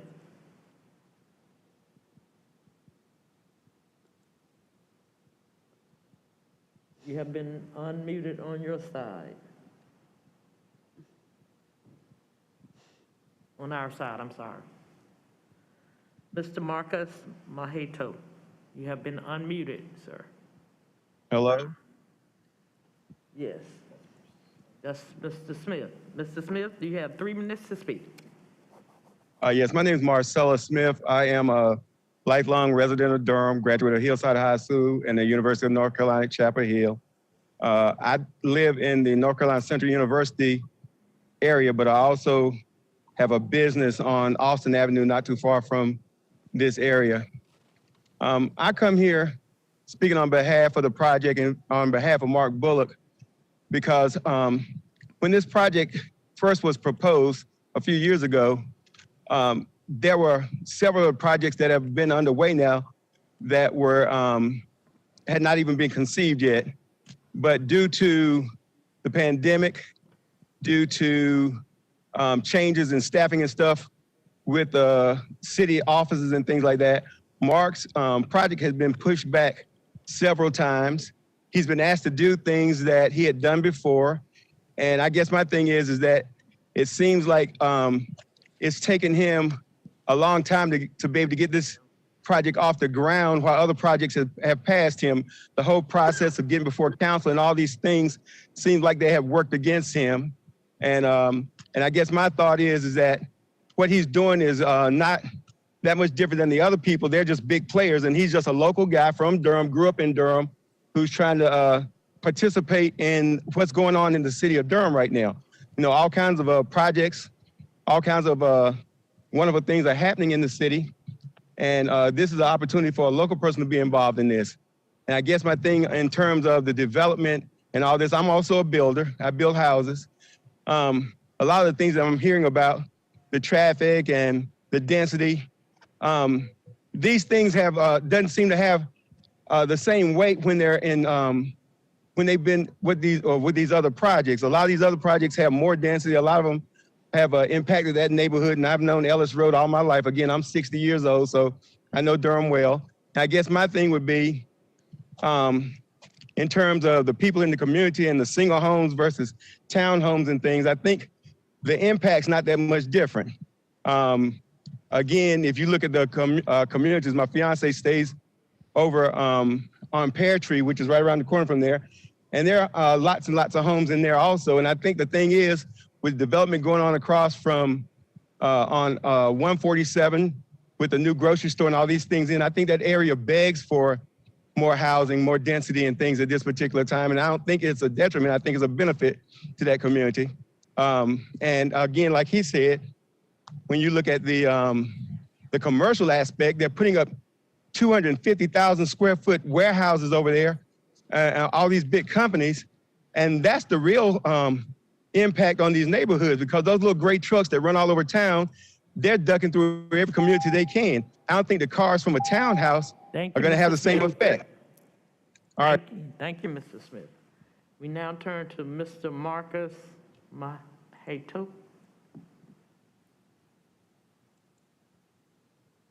I believe you may need to unmute yourself.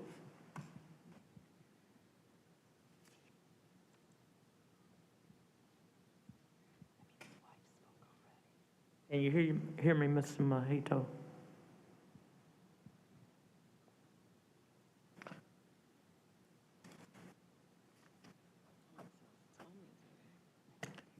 All right, going once, going twice, 3 times. All right, Madam Clerk, do we have anyone else in your queue that I have missed that have not been given the opportunity to speak at this point? Madam Mayor, Charles Hanson has his hand raised. Mr. Hanson? If you would, sir, you have 3 minutes. I have a complete list of all the houses and townhouses that are being built on Ellis Road, which I went over the last meeting. So not to be repetitious, but it's a total of 955 townhomes plus 400 apartments. So if anybody's looking for, and most of these townhomes are under construction at the time. In fact, the ones directly across my street. And then where the pond used to be on Ellis Road on the south side, that's being filled in right now. So, but I can go over the list, but I do have some other comments. Can the city council guarantee that if there is a zoning change, that this land will not be sold to an outside Durham developer? Can you guarantee that?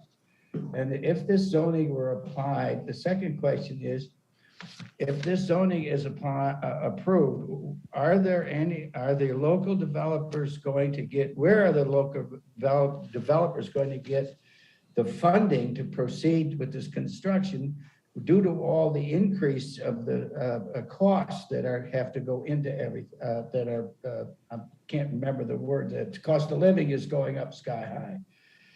And as per the Wall Street Journal, the next point is that the Fed is going to raise interest rates 4 to 5 times this year, which is going to drive interest rates for mortgages up to 5 and 6%. And if you're in the $300,000 range purchasing a townhouse, you won't be able to afford it. The third thing is that if you do pass this, which I hope you don't, can you provide more police, traffic control police to patrol Ellis Road, because the speeders are just absolutely phenomenal, hitting they hit the top of the hill and they're going down to where the ponds used to be, and they're hitting it, and those motorcycles are hitting 80, 90 miles an hour on these super bikes. So, I mean, that's all I've got to say. Thank you, sir. Are there any other speakers? Mr. Fletcher? I see your hand is still raised, sir.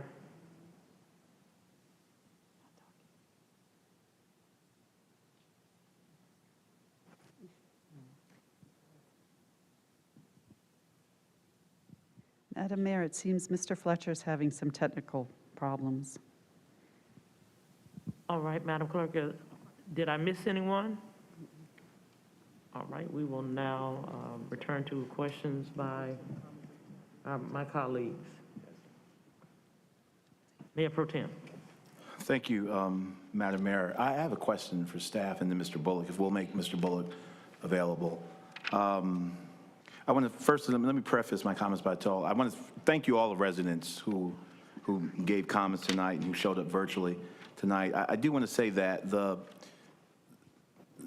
phenomena of townhomes and single-family homes existing within eyeshot of one another is a reality that is here in Durham, and it will continue to be a reality.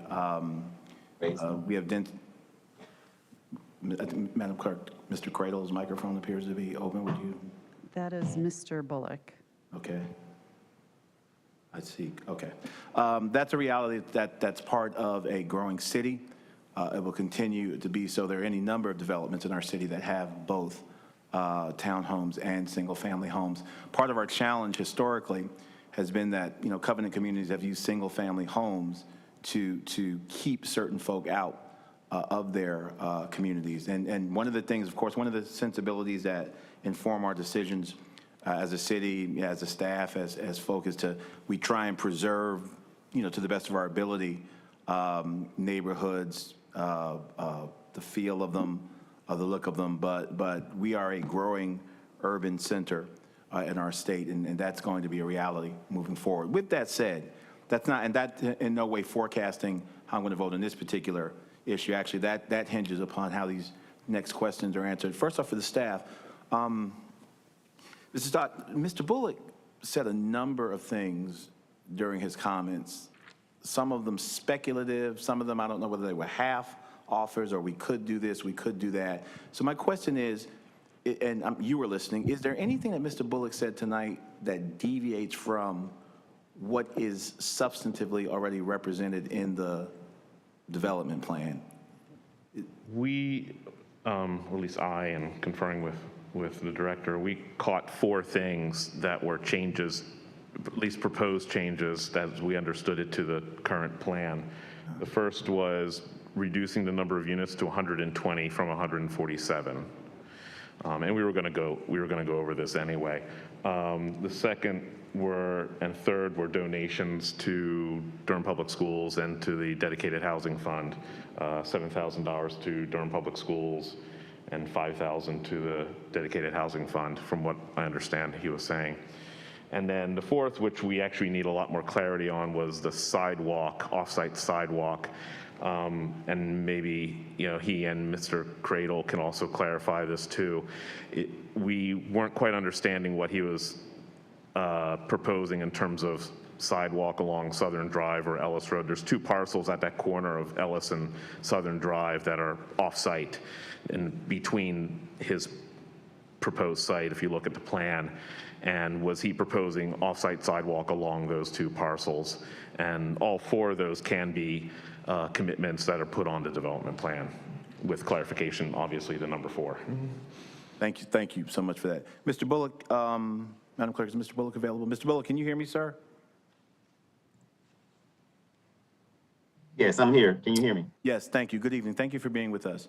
So Mr. Bullock, I want to the best of my ability, try and keep our conversation within the scope of why we extended this hearing in the first place. And sure. You said a number of things tonight. This is really not about relitigating or renegotiating the fine points of your development plan. And let me be, you know, just very clear. Your proposal that's before us was, at least in my assessment when last you were before us, was in pretty good shape for a number of reasons, for price point, for location, folks that it would attract. But the recurring motif in the Planning Commission's comments in their no vote was community engagement. And we extended this to give you an opportunity to go back and not so much tweak or try and sweeten it for the council or make changes, but to engage in community meetings. And we've heard several folk tonight make representations that there was a meeting that you did not attend, there wasn't a meeting that you did not attend. So my first question to you is, per the directive, the recommendation, the allowance of this council at our last meeting, did you have a community meeting and did you attend it? Was a community meeting. Cradle Engineering attended. I had a medical emergency and was not able to attend. I did look over the video or the audio for the entire meeting, and I listened to all the concerns. That's where, of course, we reduced the density was one of the concerns. One of the other major concerns, it seemed like to me, was the cut through traffic from Southern to Clinton to get over to Glover. We had about 10 callers that complained that the cut through traffic was an issue. And we tried to address all concerns. The density reduction, obviously, we're limited to 80% per planning department. So we took that down to the maximum of 120. Of course, the donations funds, we've agreed. Mr. Bullock, if you might, and this is not customary for me, but in the interest of time, I want to just, if you just let me interject, and I apologize. I'm sorry for the medical emergency as well that kept you from the meeting. Was there just one meeting that was held with the residents? Yeah, there was one community meeting that we held after the first council meeting. We had immediately scheduled a second neighborhood meeting where we took all their concerns and we categorized them. And density, traffic, loss in home value, and cut through from Ellis over to Glover were the 4 items. And we've tried to address each one. Obviously, density, we reduced density as maximum. Okay, Mr. Bullock, when you say we've reduced it, because you've made a number of, what is the number tonight firmly? How many? 120, sir. 120, a member of the council. The 120 number is 80% maximum reduction allowed by the planning department. So from 147, 80% takes us down to 120, which is the maximum allowed by the planning department, an 80% reduction. Let me stop you right there real quick, Mr. Stock. I think staff would like to clarify something about this 80% rule. If you get if you have an approved development plan and you have the number set at a certain 147, you can come in with a development no more than of a 20% reduction before you have to go back to rezone it. So he can reduce it any number he wants. We're not preventing him from reducing it to 100, 90, 80, whatever. That's his new starting point for any development if he gets whatever number he has approved. Does that make sense? It does. Okay. It does. Mr. Bullock, I'm sorry, go ahead. Finish your thought. Staff had wanted to interject something. If you want to finish your thought. Okay, the major item from what we deducted from listening to the meeting was the majority of Clinton Road homeowners were upset with the cut through traffic coming off of Ellis, Southern, Clinton, going over to Glover. And from our deduction, there's several ways that cut through traffic can be mitigated. Speed bumps, of course, many neighborhoods in Durham are getting speed bumps now. Bicycle lanes to reduce the lane width, narrowing, calming devices for the traffic. But I personally think midway through Clinton, we would help the Clinton Road homeowners petition the city to maybe to close Clinton. Clinton is a nice single family neighborhood. And I understand the cut through traffic is really getting to be a nuisance because Ellis and Glover is becoming a high traffic corridor.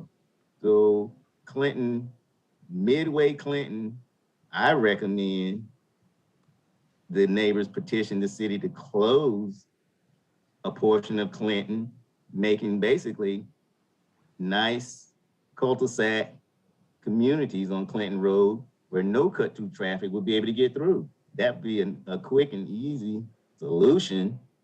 It really has nothing to do with the Ellis Road Bull City Town project, but we would be willing to assist in them to make that process work. The cut through traffic is cut through traffic. Every neighborhood in Durham now is experiencing cut through traffic. Thank you, Mr. Bullock. I'm going to yield right here. I may or may not have a couple of questions a little later. I'll yield back. Thank you, Madam Mayor. Thank you so much. At this time, we need to take a break for our closed captioning, and all of us to take a break, but in particular, those folks who have to do a lot of work as we speak. So we'll come back in at about 9:10. It'll be about a 12-minute break. And then I would also, and I'm going to allow for those 2 extra minutes, in order to make sure that both sides are heard equally. I think our proponents have had 6 more minutes longer than our opponents, and so I would ask if there are any opponents, as in OP, if they would like to speak again, you would have an additional 6 minutes, which you may or may not want to use, but we will allow for you to do that when we come back initially, and then we will resume with any council questions at that time. See y'all back at 9:12.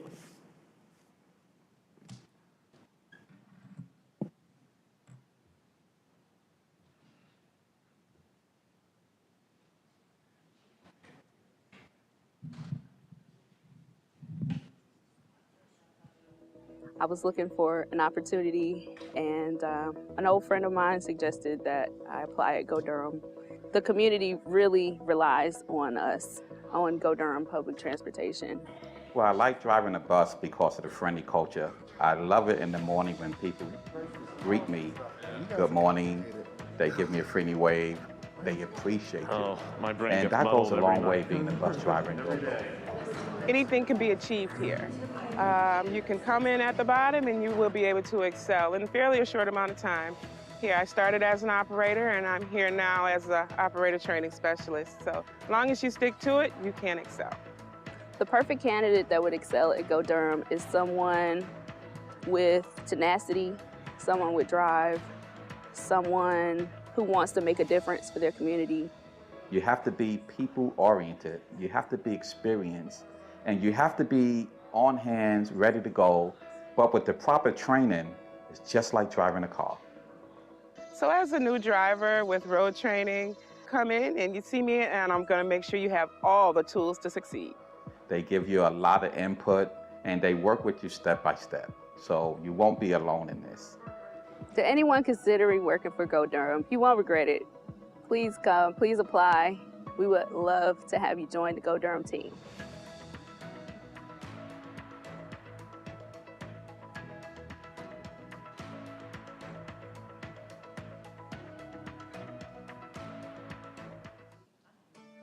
Here's some tips to ensure that your garbage and recycling gets picked up. 1. Your cart should be put out for collection before 6 a.m. on your collection day. 2. Your cart should be at least 3 feet from all other objects such as mailboxes, telephone poles, fire hydrants, trees, and other carts. 3. Your cart should be no more than 3 feet from the curb. 4. No vehicles should be blocking your carts. The mechanical arms on our trucks need direct access to your carts and cannot reach around vehicles.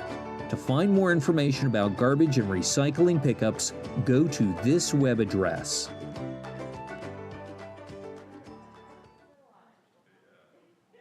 Have you experienced changes in Durham that negatively affect your everyday life?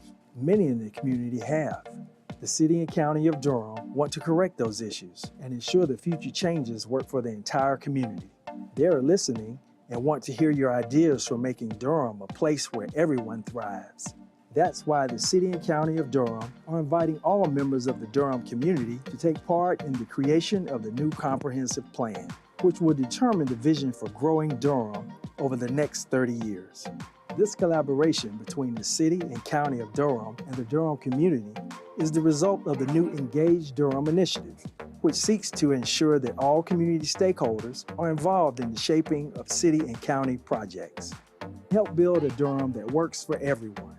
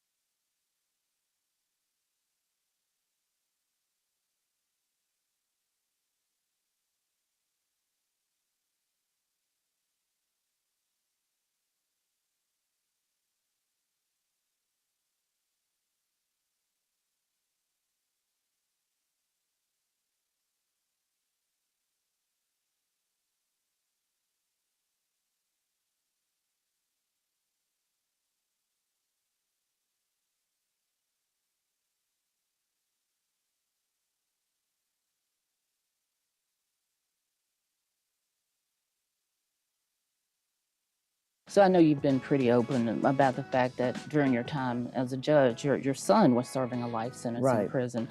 That experience, I'm sure, just offered you a very unique perspective to view the criminal justice system.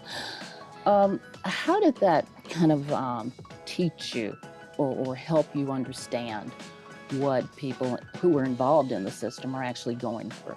That gave me an inside peek into something that I hope no other family has to experience, which is why I'm so determined that we try to resolve some of our crime issues, because it's the one thing that you do that people don't understand is that when a person is sentenced to prison, their whole family is in prison with them. And there's a level of worry that there's never a good night's sleep. North Carolina Constitution requires that the courts be always open. We had to figure out how to protect people's constitutional rights. I ultimately decided to get vaccinated. One, I felt it was safe. Two, I have a public-facing job. It was quick, it was easy, I had limited to no side effects. And to me, that's a fair trade-off for staying healthy. Stay up to date on your COVID-19 vaccine. Find out when you're due for your booster. Visit myspot.nc.gov.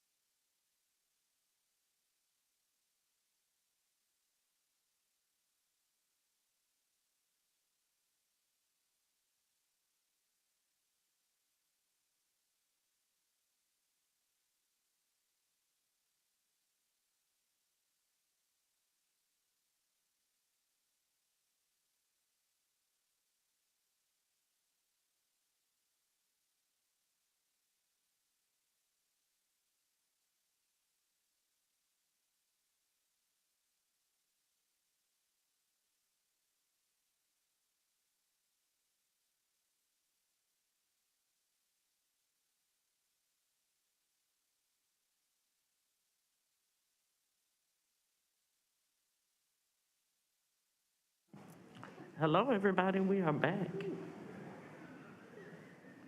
at 9:13. I am going to ask any of the opponents if they would like to speak at this particular time.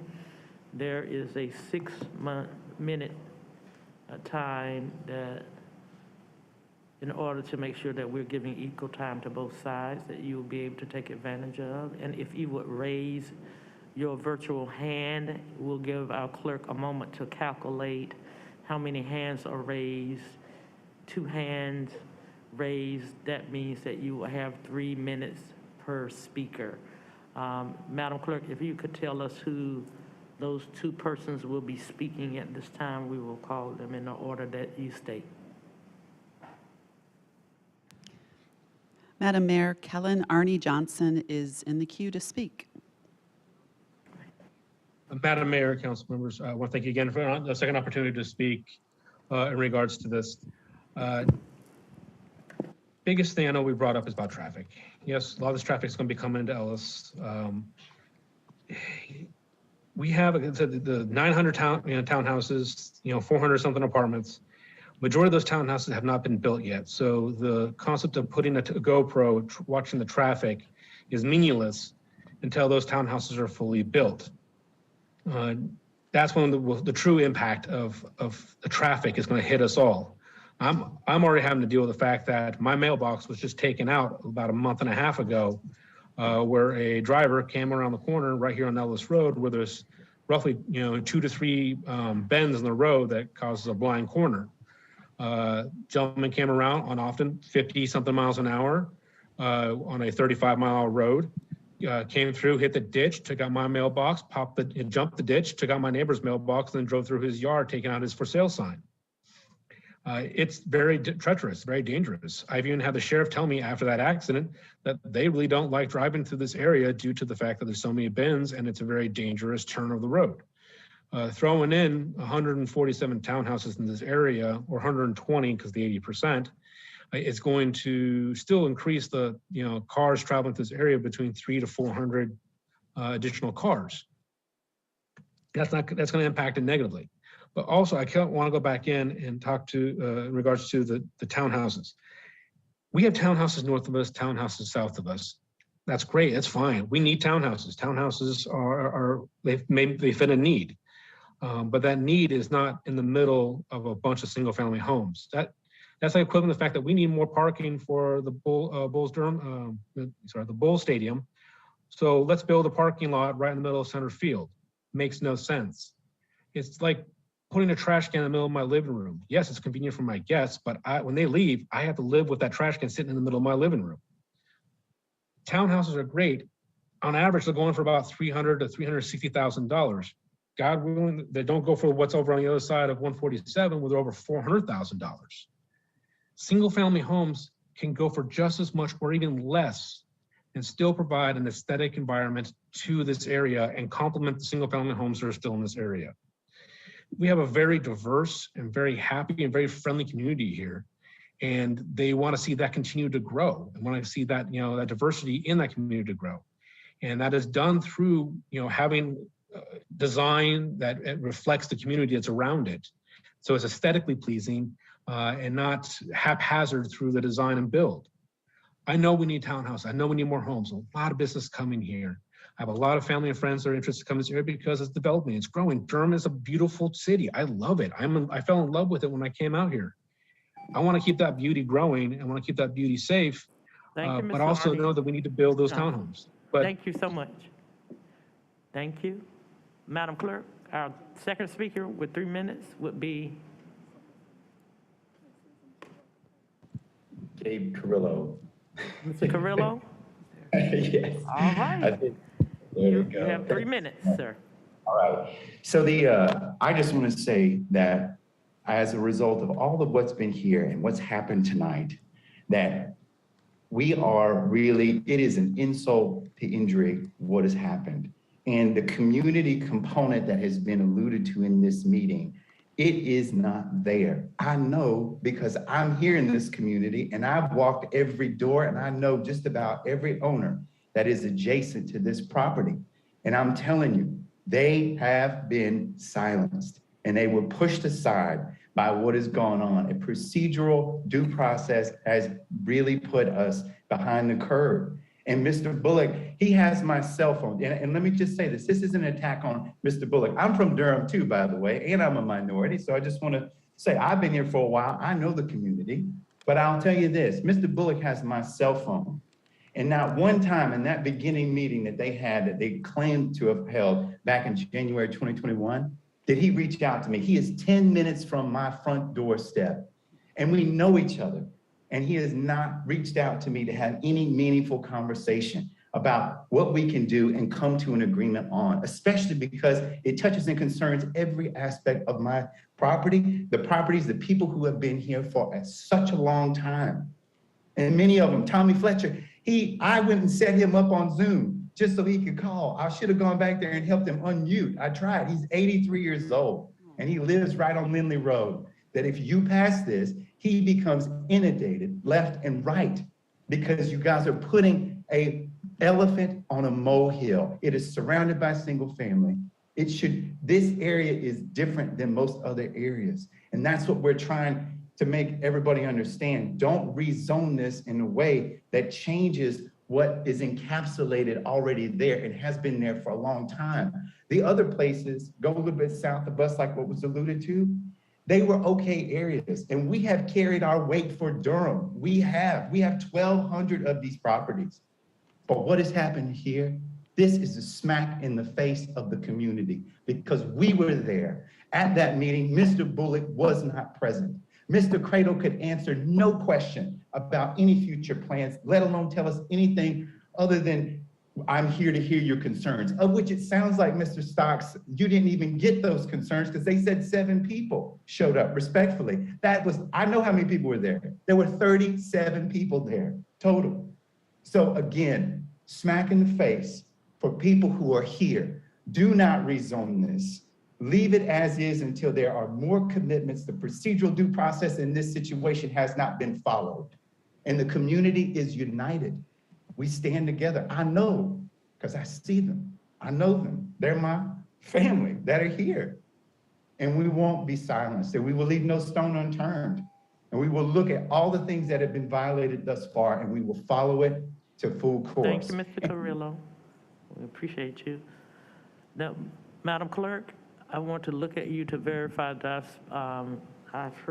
we've heard from all of our public speakers so that I can close that part of the hearing and turn it back into council. Yes, we have, Madam Mayor. All right. I now declare the public hearing to be closed and the matter is back before the council. Mayor Pro Tem, you may continue now with your questions. Thank you, Madam Mayor. Madam Clerk, is Mr. Bullock still available? I'd like to return now.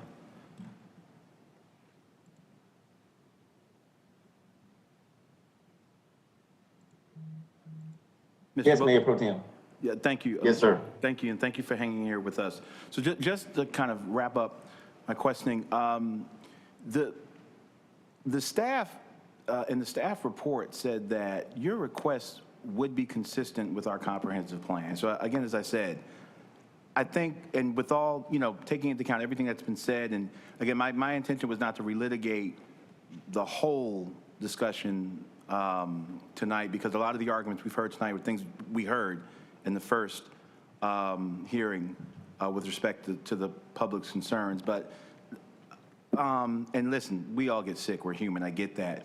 Why did you not make an effort to schedule another meeting if the one on the evening you got sick didn't work for you? Why didn't you have another meeting? Mayor Pro Tem, the issues, the concerns that were brought to Mr. Cradle at that meeting, we went over carefully. We went through each one of the Mr. Bullock, respectfully, I get that. And you already made clear that you watched the tape, and I believe you. I believe that you did. But you had one job. Why did you not schedule another meeting at which you were, and a number of the residents have said that Mr. Cradle was unable to sufficiently respond to their queries.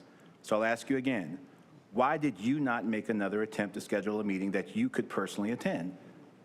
There was nothing different that I could answer, Fredo couldn't answer. Everything that they asked, he was able to answer. Okay. There was nothing that I could have done different. Fair enough. Was it not your understanding at the last session before this council, did you interpret our carrying this over for another community meeting as your presence optional? Was that your interpretation? No. Getting the neighbors' concerns was the main issue. We wanted to get all their concerns, and we wanted to address, specifically for the majority of people who called in with the cut through traffic on Clinton, and we wanted to address that. We wanted to address the density that we could by reducing it to the maximum 80%. I got all that again. So you didn't think that it was our understanding that you would be there? I'm sorry, say that again. So it was not your understanding that this council had an expectation that you would attend the meeting and answer questions? That wasn't your expectation? That wasn't your interpretation of the expectation of this council? No, I didn't. I mean, it's not that I didn't expect to be there, but out of all the rezoning cases that come before the council, the owner, what I've seen from Dan Jules and all the others, the owners are not there. So you have the professionals like Cradle and Jewel and all those others to answer those questions. So me being there didn't change a thing. I was still going to address all their concerns. Thank you, Mr. Bullock. Thank you, Madam Mayor. Any other? Councilwoman Freeman? Thank you, Madam Mayor. I really want to emphasize the point in that the community meeting, acknowledging, and I know it's been stated a number of times that you're a Durham resident, is to engage with your neighbors. And so you're citing folks who don't live in Durham as a reference is unsettling. That's the first thing. Second, I do want to be really clear that any time that a case comes before us, it is specific to the area that it is in, the piece of land that it's on, the stream buffers, the trees, all of that is specific. It has little to nothing to do with whether you're black or not. I want to say that clearly. It has little to nothing to do, especially for me, on whether you're black or not. So it's very unsettling for folks to refer to the fact that as if this is a process in which you're being, it's exactly the opposite of what's happening. The deck is not stacked against you because you're black, which is coming across and is making me very uneasy. Third, I want to be really clear that this area is the Jordan Lake buffer. So the water that comes off of those streams goes straight into Jordan Lake. We have a responsibility as council members to make sure that we are adhering to standards and trying to do our very best to make sure that even as we urbanize our suburban areas, that it is done responsibly. And I want to also note that when your neighbors are saying that you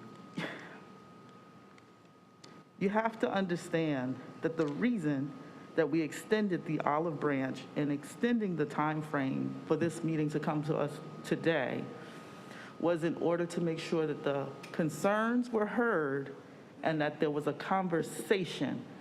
And I understand if you couldn't be there, that is by no means your fault. I mean, we all have, we're human, we have health. But I think it's really disheartening to hear Mr. Carrillo say you have his cell phone number and you haven't called him.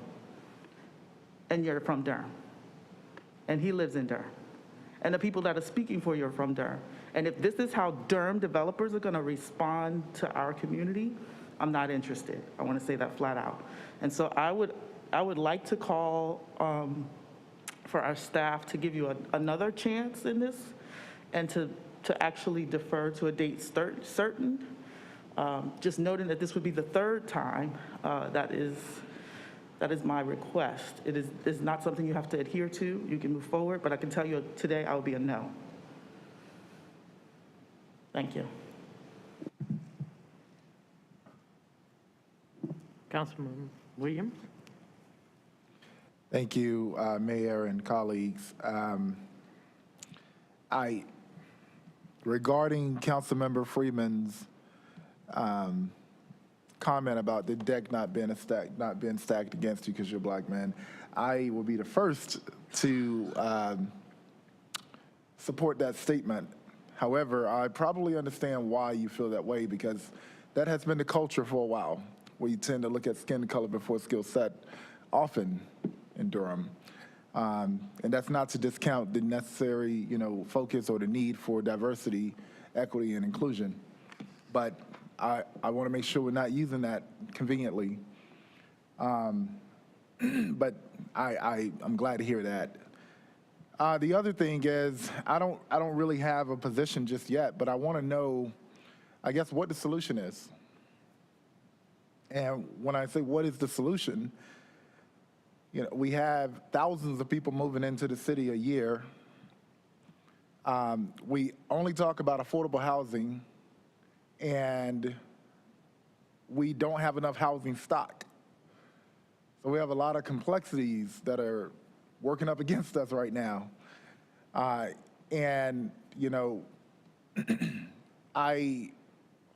If I'm just listening tonight, and Mr. Carrillo, I'm sorry that I didn't reply to your email.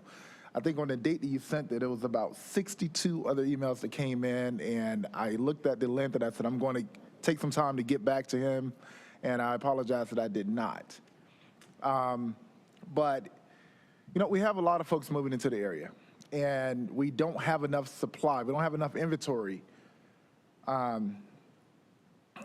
When I came here out of high school, I lived in Durham my entirety except for 2 years. The 2 years that I did not live in Durham, I lived in Raleigh. And I lived in a very beautiful community where there were single family homes, and they were combined with townhomes. So if that's a tea leaf worth anything, I would think that building more properties would help us solve, not necessarily solve, but contribute to solving our housing crisis. And if we don't increase the supply, we are going to run into more of what we have, and that's the cost of housing being out of reach. You see, now the cost of housing is leaving even the middle class, in a sense, the lower tier of the middle class behind. I personally rent because I can't afford to buy a home right now in our city. And I'm intentionally talking on both sides of this because that is how complex this is. And it is a very delicate process. And I think that also my colleague, Councilmember Freeman, just hit it on the head when she suggested maybe giving another chance or going back and trying this again. I don't know that process. Staff can lead us on that. But I just want to, not blaming anybody, I just want to make sure that, one, there's no arrogance in this. And that's on both sides. I'm not sure how many hundreds or thousands of people live in that neighborhood, but if I'm looking at it on one side of the opponents, there are 37 out of how many? And if I'm looking at it on the proponent, well, did you truly do due diligence of communicating and engagement? Because you're all going to have to exist together. And finally, in closing, my main concern is the fact that we are arguing back and forth or debating back and forth with one another. We're all in Durham. We're black. We're from Durham. We're not from Durham. We live in the neighborhood. We don't live in the neighborhood. The fact of the matter is Amazon is coming. And other corporate companies, Apple, Google, and they're buying up properties. And they can afford to just buy it straight out. So if we don't find a solution for it with locally owned properties, then we're going to be victims to our growth rather than actual leveraging our growth. And that is where we are. So I hope that we can find a solution to figure this out. It shouldn't be this hard to try to put a roof over someone's head. But this is a very consistent argument that I've heard well before I was on council, and now it hasn't changed. So with that being said, I hope we can find a way to have some dialogue with one another. Figure this out. Figure it out. so that we can build more, we can put more homes on the ground, increase our supply, bring down the cost of living, bring down the cost of housing, and share the space. Because if it's not bought and utilized the way we want to use it locally, trust me, it will be corporatized, and we can't compete with those companies. So for whatever it's worth, let's figure it out. Thank you. Thank you, Madam Mayor. I just have a couple of comments. I'm not fully sold on this project, but it's not because it's townhomes being built next to single-family homes. I fully support building townhomes and other forms of missing middle housing. I live in a neighborhood where there are single-family homes, townhomes, duplexes, triplexes, quads, all mixed in together, and it's great. It's a great quality of life. It doesn't, the presence of those more dense buildings does not detract in any way from my experience living in the community in my single family home. And of course, development comes with, you know, certain concerns like traffic. I think that in this particular case, I'm not overly concerned about the traffic. It seems like the area has the capacity to handle this number of homes as far as traffic is concerned. Though, of course, I understand that when you live in a community, you never want more traffic. And I hope that we will continue, and I know that we will continue to invest in our public transit system and in alternative forms of transportation, multimodal transportation, so that we can deal with the traffic problem throughout the city. But I don't think that traffic can be an impediment to building housing because we know that this community needs more housing. So I think townhomes here are a good idea. This project just doesn't feel fully formed to me. It doesn't feel like the developer is able to make clear commitments about what is going to be built on this site. It also seems pretty clear that the developer is trying to do this rezoning in order to sell the property for a higher price. And we often have developers who come in with options on property from property owners that are able to give us a more specific plan as to what the property is going to be used for. If we approve this rezoning tonight, even though the developer is saying that they plan to build 120 units, the plan allows them, what we would be approving allows them to build, I believe it was up to 144. I'm perfectly comfortable with 144 units on this piece of land. I'm less comfortable with approving a rezoning where it's not clear exactly what we're going to get. I'm also concerned about the community engagement. It does not seem like the developer has put as much effort into that community engagement process as I would like. And that's not necessarily to say that I want changes to the proposal. Like I don't actually want the density to go down. I would prefer this project have 144 townhomes than 120.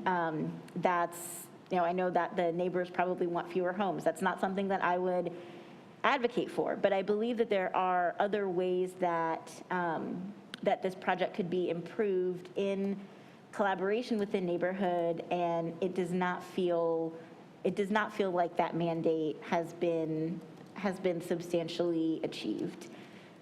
So as frustrating as I'm sure it would be for everyone involved, I would also support continuing this case once again and asking the developer to fully engage in an engagement process with the community that's going to be impacted by this development.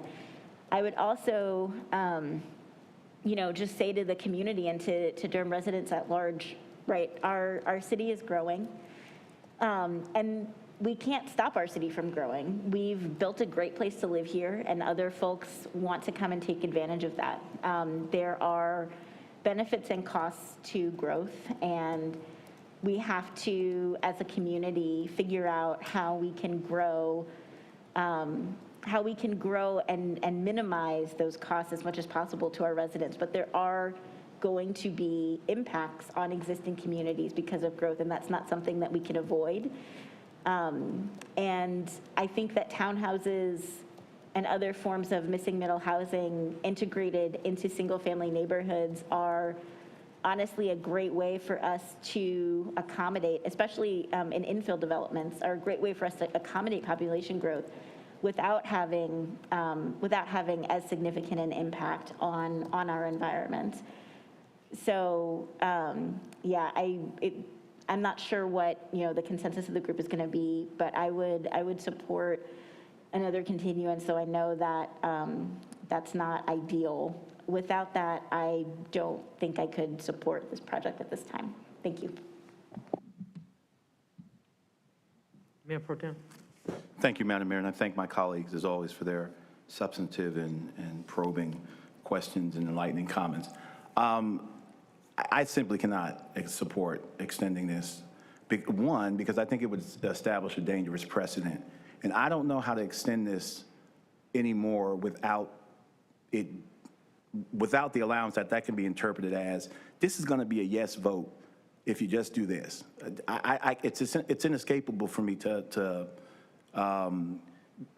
because if I'm not going to telegraph I'm going to vote beyond tonight. With due respect, Mr. Bullock's a grown man. I'm not going to beg a grown man. He told me in response to my question that he didn't think he was going to learn anything new from the meeting. So I'm not going to beg him. I'm not going to force him to do what he had opportunity to do the first time. And he's made it clear he doesn't see any value in doing it. He basically said, I wasn't going to learn anything new. Nothing could happen. He watched the tape. And so I'll throw you a lifesaver, but it's up to you to grab it. And I think it was the council acted in good faith the first time we extended this. I am concerned that another extension starts to almost look like we're doing something that's unprecedented with developers. Like, all right, do this, and you'll get your deal. And I'm not comfortable with that. And I think that would send a potentially dangerous precedent-setting message to those who want to do business in Durham and other developers. So, of course, obviously the will of the council will carry the day, but I can't support extending this anymore. He told me what I needed to hear, and I asked him 3 times, and he answered the question. So, thank you, Madam Mayor. Thank you. I am fully prepared to vote tonight.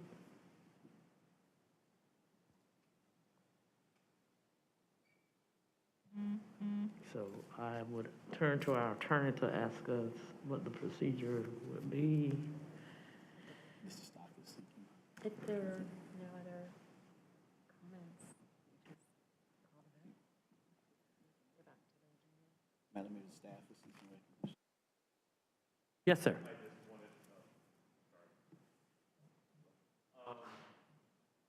Sure.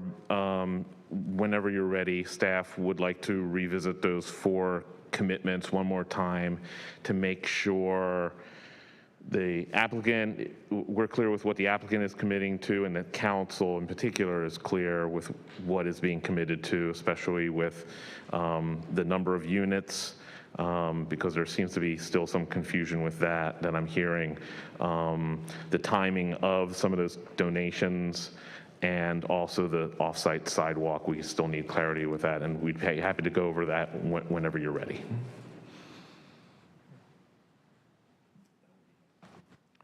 We're ready. Oh, well, there you go.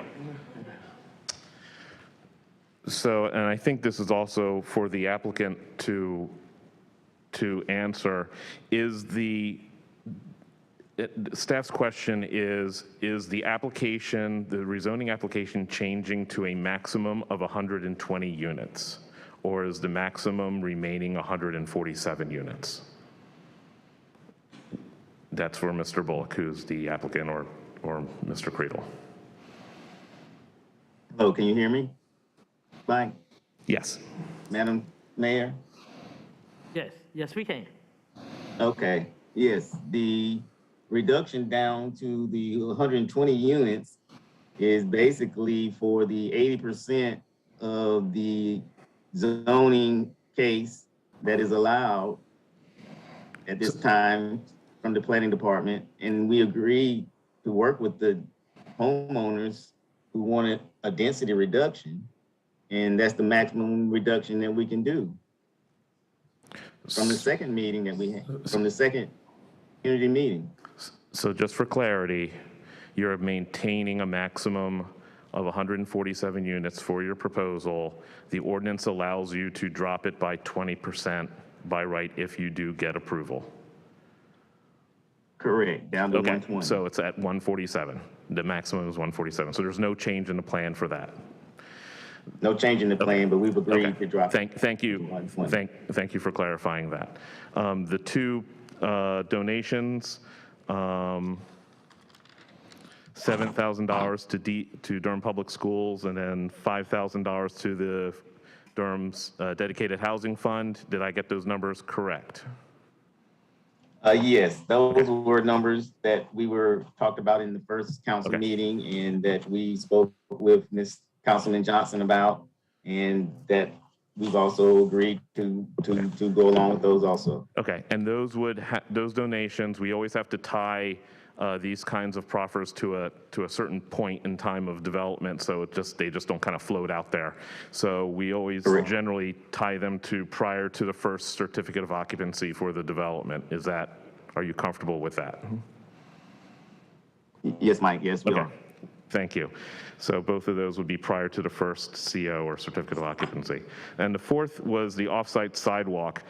I wasn't quite clear as to what you were proposing with the offsite sidewalk. Are you saying, and I'm sorry, I need to grab my computer.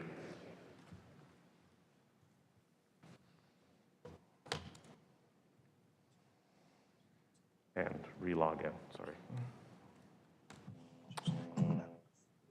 So there are two parcels that are basically between the frontage of your site along Ellis Road. It goes down Ellis Road and then goes onto Southern Drive, where a corner of your parcel kind of almost touches Southern Drive.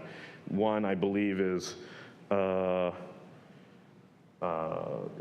parcels 156,835. These are the PID numbers, and 156,840. Are you proposing that you'll construct a sidewalk along those two parcels that basically continue the sidewalk that will be along your frontage down along Ellis Road and then wrapping around onto Southern Drive along those two parcels? Is that what you're committing to for this project? That's correct, Mike. Okay, and that would also be prior to the first. That would also be prior to the first certificate of occupancy to be completed. That's correct, Mike. Okay. That's correct. All right. So we would need to get if this plan is approved, we would get plans from you and Mr. Cradle that reiterate those items on the development plan. Thank you very much. And Mike, also, I would like to mention about the cut through traffic to Glover. And I don't know what the plan can do for cut through traffic for Glover. We were just going to assist. We would just offer our assistance to maybe work with the Clinton Road homeowners to try to mitigate that cut through traffic, whether it be speed bumps or helping to close a part of Midway Clinton Road, so they would have more of a neighborhood environment and less of a cut through street. Okay, I'm going to have Bill Judge talk about that or respond to that. So, thank you. Yeah. Bill Judge with Assistant Director for Transportation. Our department has already received a petition for speed humps along Clinton Road, and those are in the process of being installed. So I don't really know that there's anything else that they can really proffer at this time to address those concerns.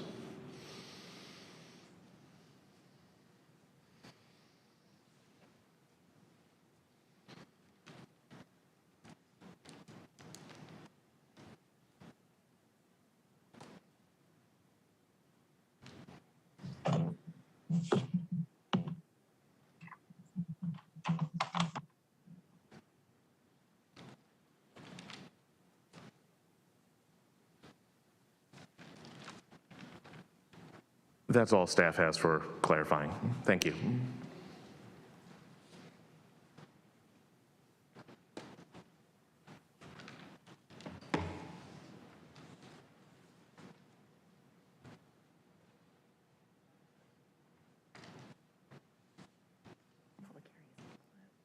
I was just going to go ahead and make the motion, if you're ready.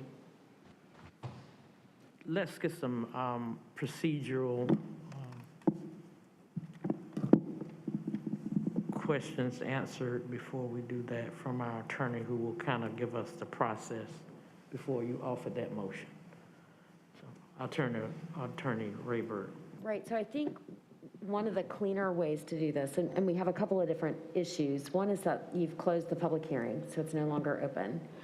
The staff has tendered a proposed motion, that you have in your agenda. Once the main motion is on the floor, another mover can certainly say, I would like to move to postpone the question before the council, if you would like to do that, to a date certain. The problem is you're going to need to reopen the hearing if you do that, because it's the hearing that's being continued.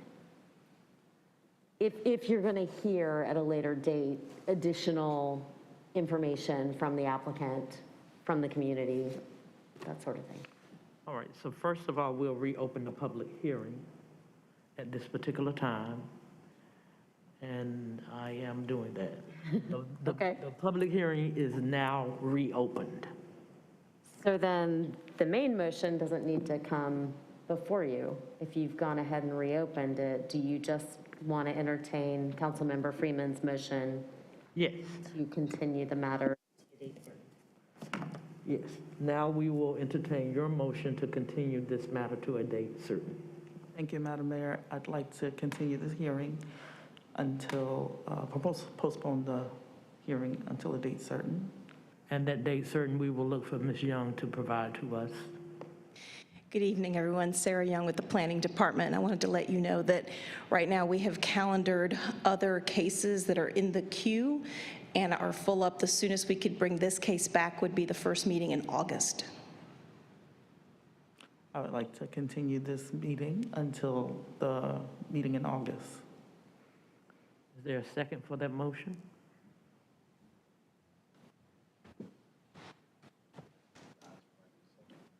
It does not have a second. We will now close the public hearing at this point, and we will consider the motions at hand.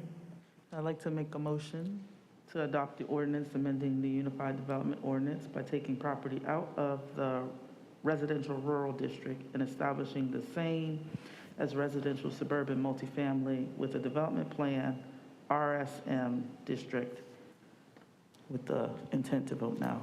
Thank you. Does that motion have a second? Second, and Madam Mayor, I'd like to request a voice vote due to the technical issue with my remote. All right. Madam Clerk, if you will call the roll. Mayor O'Neill, That will be a no vote. Mayor Pro Tem Middleton, I vote no. Councilmember Freeman, I vote no. Councilmember Johnson, No. Councilmember Williams. No. Thank you. The noes have it unanimously. I believe that we do not have to consider motion number 2. Would that be correct? Yes.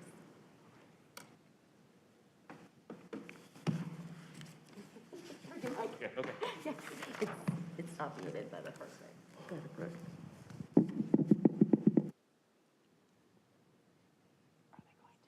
We will now return to our pulled item. No, you do need to make a motion on the appropriate consistency statement, yes. Okay. There has to be, yes, you have to make a appropriate consistency statement no matter the vote. Okay.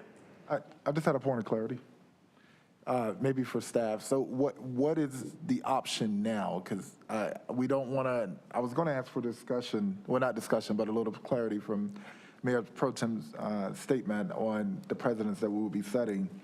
But what can be done now? You know, like, does it does it stay as is, or this, I guess, is a process question? The process is that they would resubmit a new application if they wanted to still rezone the property to something else, or they can develop it by right under the current zoning. Okay, thank you. All right, I am ready to entertain a motion number 2, which is to adopt a consistency statement as required by NCGS 160D-605. So moved. Second. It has been motioned by Councilwoman Freeman and seconded by Councilwoman Johnson. We are ready for the vote. If you would give me 1 second.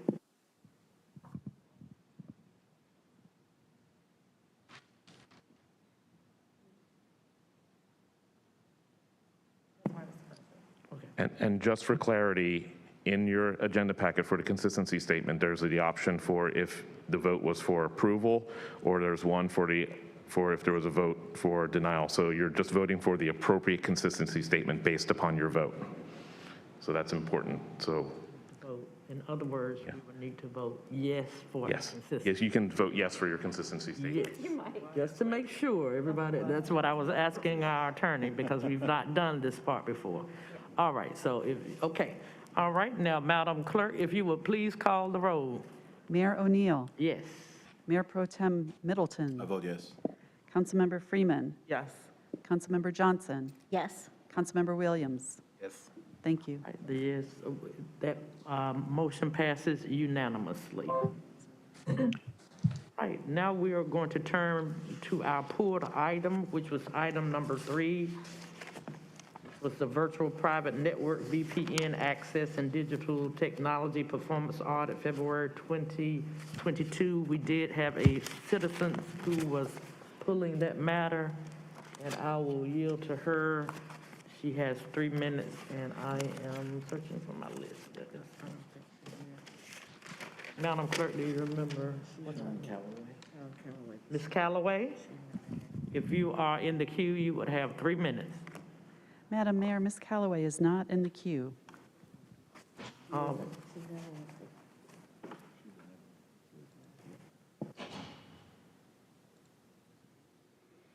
All right, I'm ready to entertain a motion to approve item number 3. So moved. Second.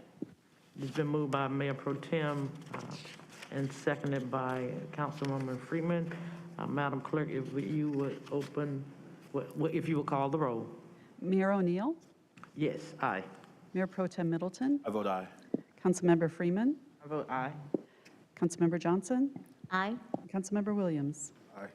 That vote passes unanimously. Now, we are now about to hold Manager Page hostage for a long time. Okay, no, not really, I'm sorry.